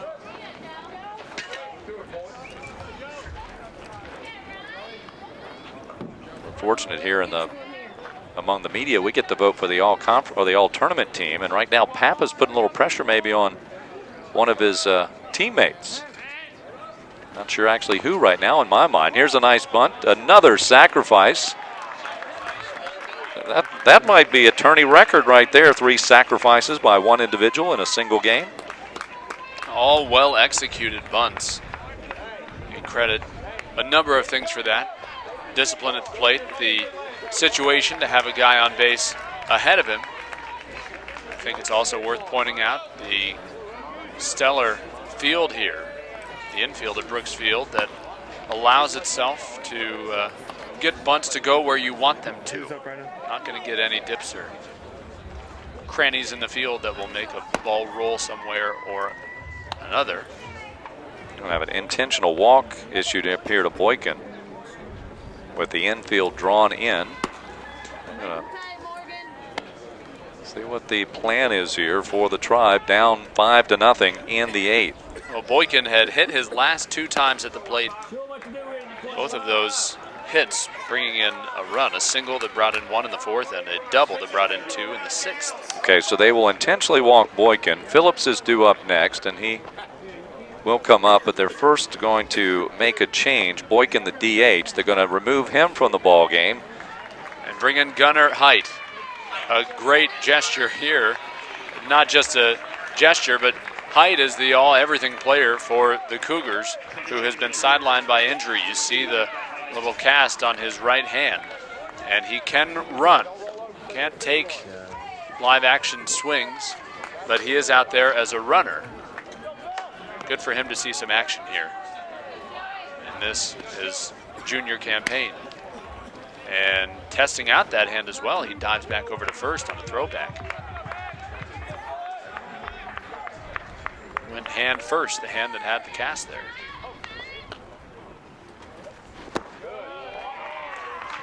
And ball 1 to Phillips, who is 0 for the day, lined out to left. That was his best struck ball of the day. The other 2 times he's had a hard time making contact as he struck out twice. Fly ball into center field. This is high and deep enough. Tagging at third base will be Pappas. The ball caught by Lowe. Here comes the throw. It's going to be cut off and no throw to the plate. It is now 6-0 College of Charleston. And ironically, that was the final score in last weekend's final game of the series, but it was on the flip side. Now the Tribe, with the same pitching matchup that we saw, were able to kind of have reverse success with Bryson Kalha'a getting the start in what was just a 7-inning game. Remember, the Tribe were able to have much better success against Tyler Thornton. Thornton has kept the Tribe at bay, and the Cougars, meanwhile, have had 11 hits in this one. They are great on the hill, and it's not just one huge inning, which oftentimes you will see. They have been consistently chipping away. They've now scored in 5 straight innings. 1 ball and no strikes to Glaser, the right fielder.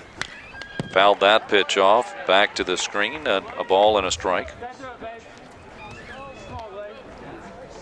With the sac fly there by Morgan Phillips, that RBI brought in Nick Pappas, the 3rd run scored of the game for him.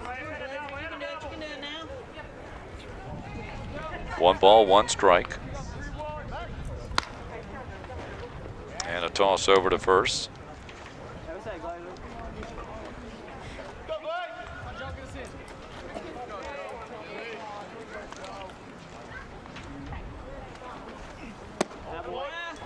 That's a bit high. 2 balls and a strike. Over at first base, we look back at Gunnar Height, the junior who is the Cougars' leader in most offensive categories. The only one batting over 300, but as you can see, he's sidelined with injury. Well, Welke actually has set a school record for sacrifices in a game with his 3. Fly ball to center field for Glaser. That ends the inning. Another run is tacked on in the 8th.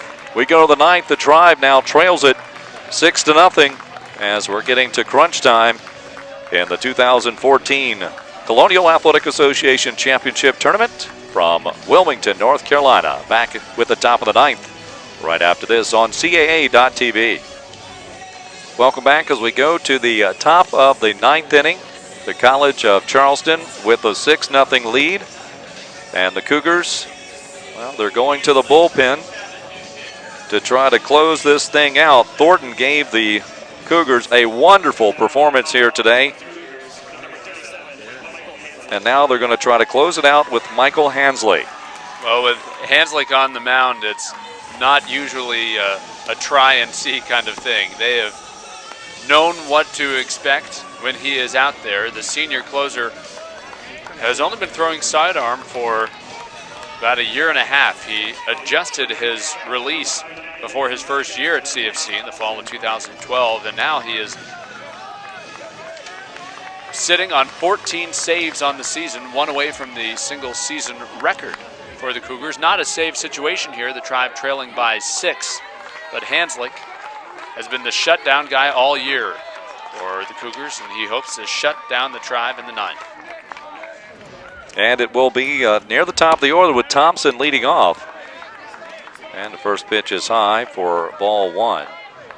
The Tribe did have a 6-run inning last night, but they were given a lot of free bases on that one. Don't expect Hanslick to walk very many.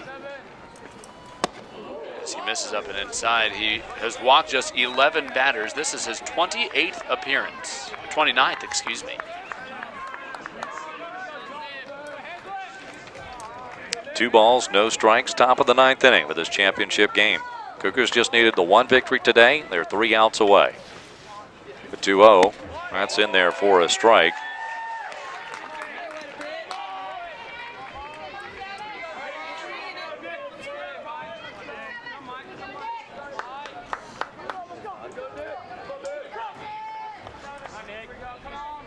Two balls and a strike. Here's the pitch. Fouled off. 2 balls, 2 strikes now.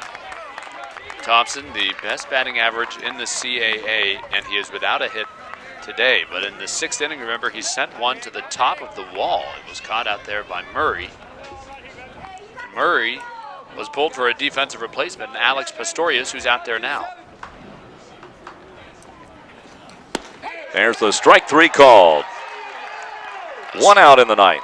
Strikeout looking from Michael Hanslick, and you talk about setting the tone, and Thornton certainly did that early in his outing, though he had a leadoff walk. Thornton struck out the next 2 and finished his day with 8 strikeouts, tying his career high. Hanslick out here in the 9th strikes out the first batter he sees and makes the window a little bit smaller for William & Mary. And Michael Katz 1 for 3 today. The CAA Player of the Year will chop it foul down the third base line for strike 1. I've been told that in the William & Mary clubhouse back in Williamsburg, Virginia, they have a sign that says, "Do your 9th."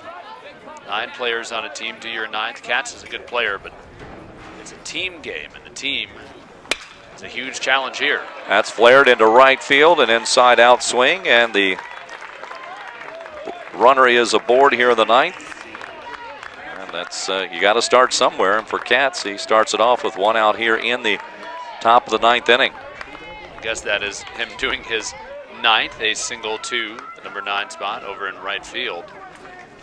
Still, with 1 out, the top of the 9th, the Tribe trail by 6. And Hissey is also hitless at the plate now. The left-hander up there, Hissey, 0 for 3 in this game. Came in with a pretty good average in the conference tournament, as he was 6 for 13. But has been quieted here today, namely by Thornton, who struck him out once, popped him up twice.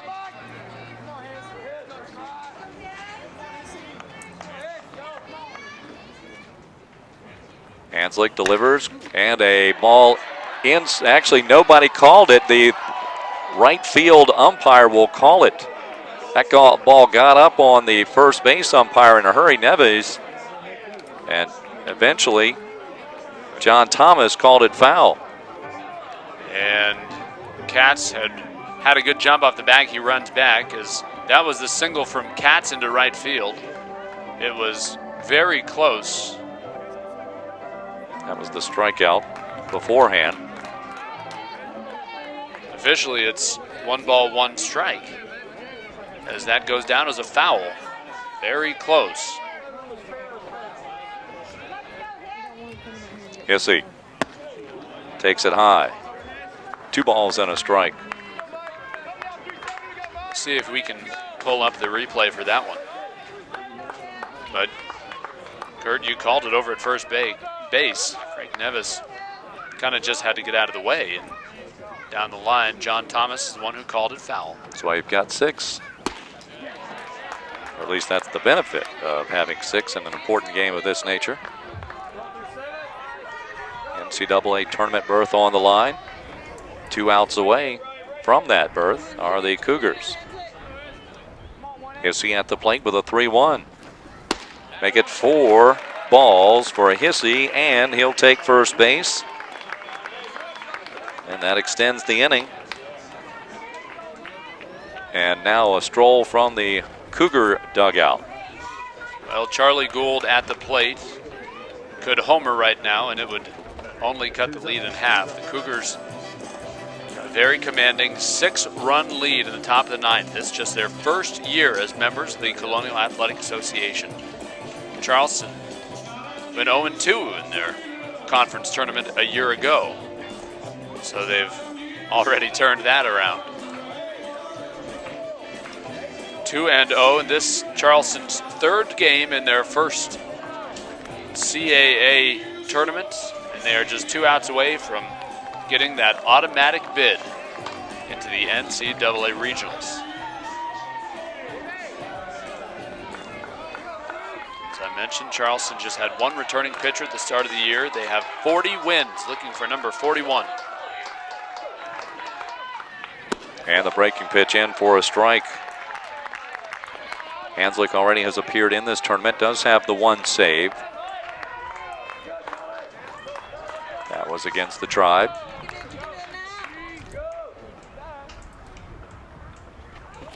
No 1, fouled off. 0-2.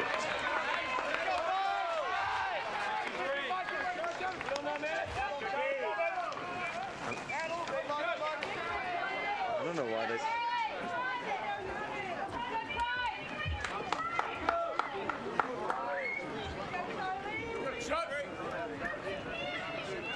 Count remains, no balls and 2 strikes.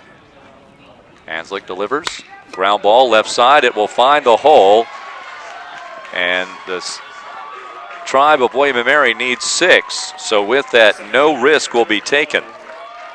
Well, we've talked about how they don't steal a lot of bases because they don't want to get outs on the base paths. And Brian Murphy, the head coach, is the guy doing the coaching at third. And just staying settled. You're not going to win the game by rounding the corner and just getting your first run. If it were a different scenario, perhaps you'd wave him around in that setting, but here, 1 run essentially meaningless. Derek Lowe at the plate. Blares it off to the left side, down towards the VIP tent. It bounces over and ends up in the walkway between the VIP tent and our post-game press conference area. Strike 1 to Lowe, who is 0 for 3 today. Twice he has grounded out, including into a 1-6-3 double play. He's also popped up to second, but that was all against Tyler Thornton. Here he's facing Hanslick.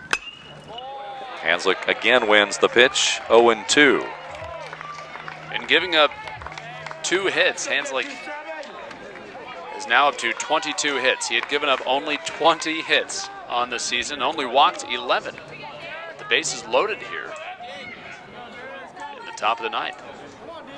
Actually, that save by Hanslick, his 14th came against UNCW, not against the Tribe yesterday. They only needed 1 pitcher in that one. That's right. Over did go the distance. Forgot all about that. For the moment, 1 ball and 2 strikes.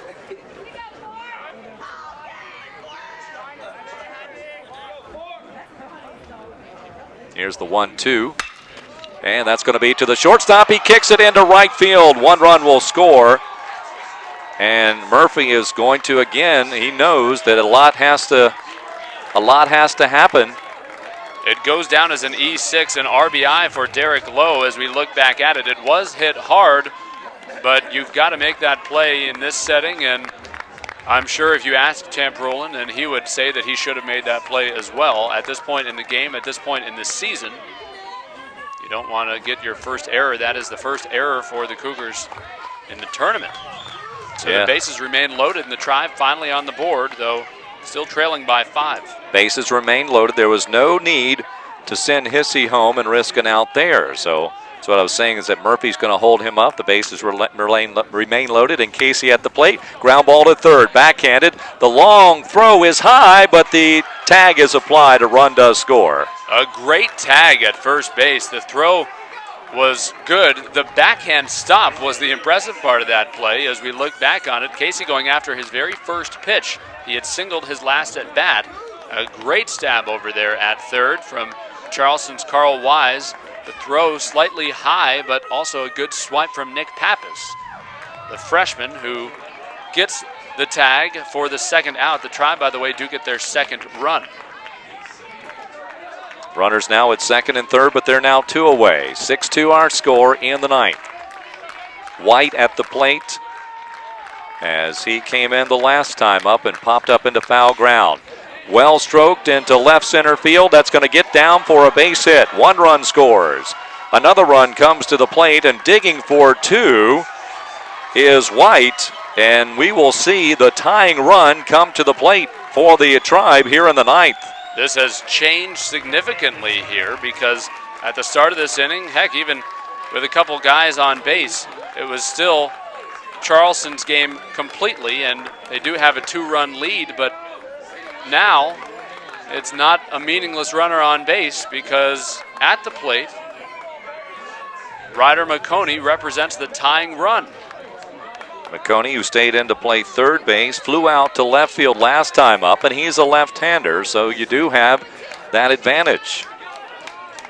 Tyler Thornton had completely shut down the Tribe through 8, and Michael Hanslick, out of character, is showing chinks in the armor. McConey with no home runs. He'll ground it foul down the third base side, right over the shoulder of Murphy. A strikeout to start things off, and then 4 consecutive runners reach. An error in there, so these last 2 runs are unearned with 2 outs in the inning. 0-1 becomes 1-1. Lost for a moment in the dirt, but still not taking any risks on the base paths. White out there will stay. The Tribe with only 4 hits coming into the ninth, but have tacked on 3, and more importantly, 4 runs. Hanslick still working on the mound. They're probably going to stay right with him now, although there is some work in the bullpen. Here's the 1-1, and a little chopper towards the second baseman. This will probably do it, and it does, as the new kid on the block, the Cougars of the College of Charleston, win the College Classic here, and they will have a Cougar pile on the mound to celebrate the program's first conference championship tournament since 2006. And the Cougars are NCAA tournament bound as your representative of the CAA. Congratulations, Cougars. It got a little bit interesting there, Kurt, in the 9th inning, but you could see the excitement, and I think that's kind of all it was. Perhaps there were, we talked about it last night. It's easier to play from behind oftentimes than to play from ahead, and perhaps it was a little bit of complacency, but the Cougars got the outs when they needed them, limiting still the high-powered William & Mary offense to only 4 runs. And the Cougars, with pitching, with sound defense, and with big hits as well, 11 for them in this win. They pick up their 41st victory of the year. And how about this? Their first year as members of the Colonial Athletic Association. They assert themselves as champions of the league with a 6-4 win here in Wilmington. 903 were on hand to see this championship game.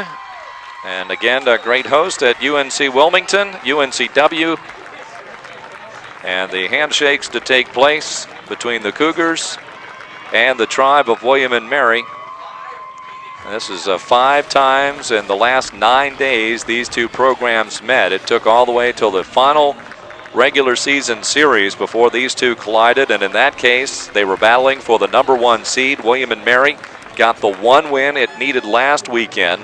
The whole series, the whole history of this series will be memorable, not only in the CAA, but of course in NCAA baseball as well. The 23-inning game that was won by the College of Charleston, that kept their hopes alive. They won the second game of the series, and then the Tribe won the final game, the salvage game, 6-0, and that also salvaged first place and gave the Tribe the #1 seed and their first regular season CAA title.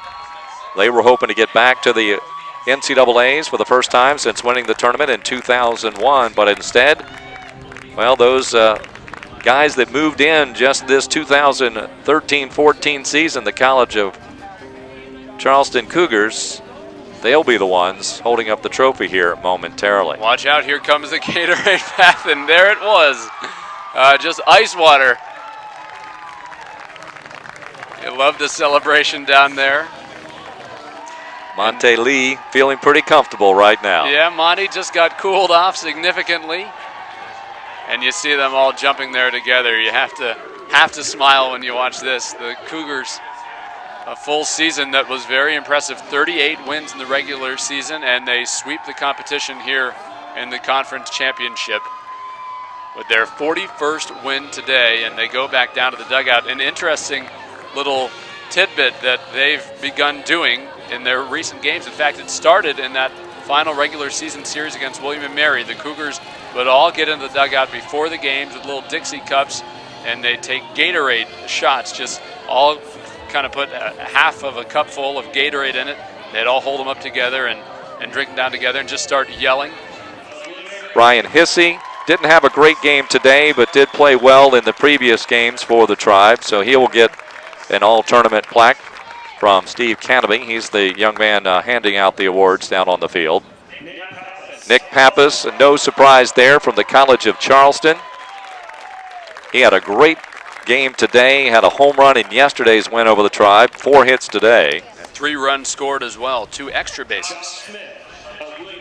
And Josh Smith with the award from William & Mary. He kind of had a breakout with home runs in the first 2 games for the Tribe. His first 2 home runs of the year, one of them a grand slam. Who was that he just announced? Okay, Boykin of the College of Charleston. There you go, yeah. We saw a great game today from Ben Boykin as he had 3 runs batted in on 2 hits today. Corey Dick of UNCW. Carl Weis of the College of Charleston. He'll get honored. And certainly no surprise that these 2 teams playing today will probably have the majority. Hinkle of Delaware gave the Blue Hens a real tough outing. Nick Brown, also of William & Mary.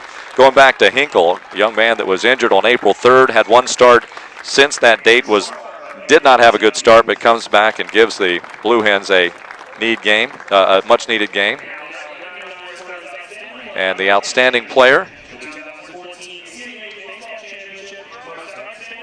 we know who this is going to be, Bailey Ober of the College of Charleston. And you probably could have taken 3 Cougars and handed that award to them. Ober, who was the Rookie of the Year, Thornton with his performance today, as well as Nick Pappas with his offensive performance. He was by far the best offensive player. And but Ober, not necessarily the head above over everybody else, maybe in stature, but he was the one that pitched the pivotal game that put Charleston really in the driver's seat for this tournament.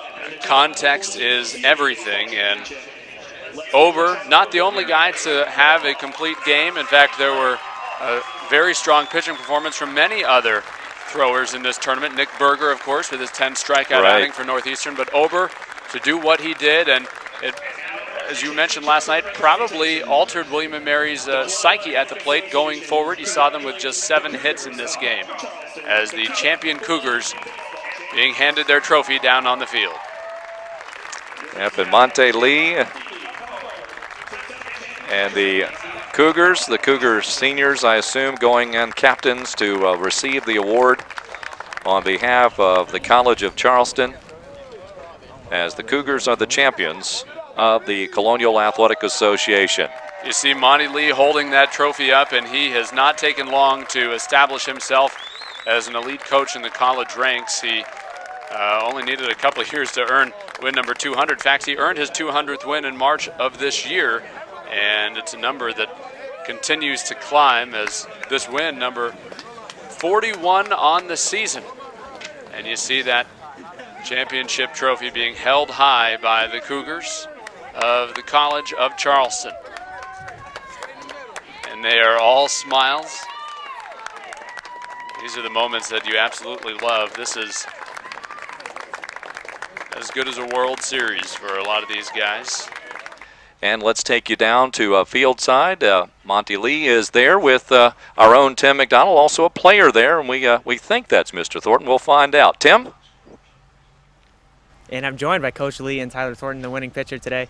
Tyler, first walk us through that last inning, what it was like to, I know it took a couple of extra pitches here, but just to know after that ground out that the game was over. Oh, well, I have the most confidence in Michael Hanslick. I wasn't worried at all, when they started putting up runs. I knew we were going to get out of it, and, the feeling you get when you win is just unbelievable. And as a freshman coming out here today and knowing that you needed to get the job done, it's the 6th NCAA appearance now for the College of Charleston. More importantly, it's your first year in the CAA. When you guys found out you were coming to this league, I'm sure you knew the challenges, but just to be sitting here on a Saturday and know that you won the title. Yeah. Well, as a freshman, being able to throw the championship game, I couldn't ask for any more. Just coming out here, I just commanded pitches, and, for the College of Charleston to win, in their first year in the CAA just means a lot. And, Coach, I'm going to ask the same question for you, knowing when you said, okay, we're going to move to the CAA, we're going to play a couple of different teams. I know you guys were excited about this opportunity, but just to beat William & Mary the way you did, knowing that you had to win 2 games if it was possible, but you did it in 1. Well, I think it's just a testament to, number one, our starting pitching. I mean, if you look at Ober and what Thornton did today, I mean, our starting pitching was just dominant. Those guys did an outstanding job, and to be honest with you, they did what they've been doing all year. I mean, I don't know if there's a program that has two freshmen that are pitching on the weekend who are as good as these two guys. It makes my job as a head coach a lot easier when I can run a guy like a Thornton or an Ober out there on Saturdays and Sundays. I mean, these guys are true freshmen, and they're pitching like juniors or seniors, and they've just done an outstanding job, and against an offense like William and Mary, who's one of the best in the country, and we have a tremendous amount of respect for them. But it's a testament what these guys did, what our two starting pitchers did. That's why we won the ball games. And I'm going to ask you, Tyler, you know, Coach just mentioned how much freshmen had an impact on this team. You look at Pappas today, a guy who went 4 for 4. Is that just something when you guys came in as a class and said, hey, we got to start making some noise right away? Well, you know, coming in as a freshman, they really stressed to us, you know, try to be freshman All-American. And, you know, they keep on pressing that to us. You know, the pitching coach, Matt Heath, he's always on us, you know, just to get us where we need to be. I'm sure you and Bailey in the same rotation is going to maybe cause some trouble for some NCAA teams. Oh, yeah, I hope so. Coach, looking back, the last time Charleston went to the NCAAs, you guys earned an at-large bid. Now knowing you're sitting on Sunday and you're going to watch the show, knowing that you're in, punching a ticket, what's the attitude of difference in that? Well, you know, we've been in this situation before where we knew that we were going to be in. It's been, as you know, my first time going was in 2010 as an at-large team, and in 2012 we were right on the bubble and we were able to get in because we had won the regular season title in the SoCon tournament. The regular season title, and didn't win the tournament. We did not play well in the tournament, but I think the biggest thing is this. You got to go earn this thing. You know what I mean? I mean, we had a great regular season. We came up a half a game short to William and Mary, but we had to go earn this thing. We weren't going to be able to sit around and see if we got in like we've been able to do in the other times that we've made it in. We've only ever had one time where we got in by winning the conference tournament. So it's special. This is more special to me than getting in as an at-large, because we earned it. Our guys came on the road in the conference tournament in our first year in the CAA, and we won it. We did exactly what we had to do to win this tournament, and I'm very proud of our team for doing that. Hey, and I know it's a holiday weekend. You going to let the guys go back and enjoy it a little bit, or are you going to get right back to work in Charleston? Well, I think we're going to enjoy this a little bit. You know, I'll be thinking long and hard about that on the ride back to Charleston, kind of trying to set up the week. You know, we obviously now we've got some business to do. We've got another season to start now, and that's the postseason, getting into the NCAA field of 64. So we got to try to stay focused and make sure our guys understand that we can win a regional with our starting pitching and defense. You know, we got to start getting ready for that. But obviously, I'm going to let them enjoy it. They should enjoy it. They've worked their butts off, you know, all year long to get in this position. They should savor this moment, because these moments don't come along very often in a student athlete's life. First year in the CAA for the Cougars of Charleston, no problem. They get it done on Saturday, defeat William and Mary. Kurt, we'll send it back to you.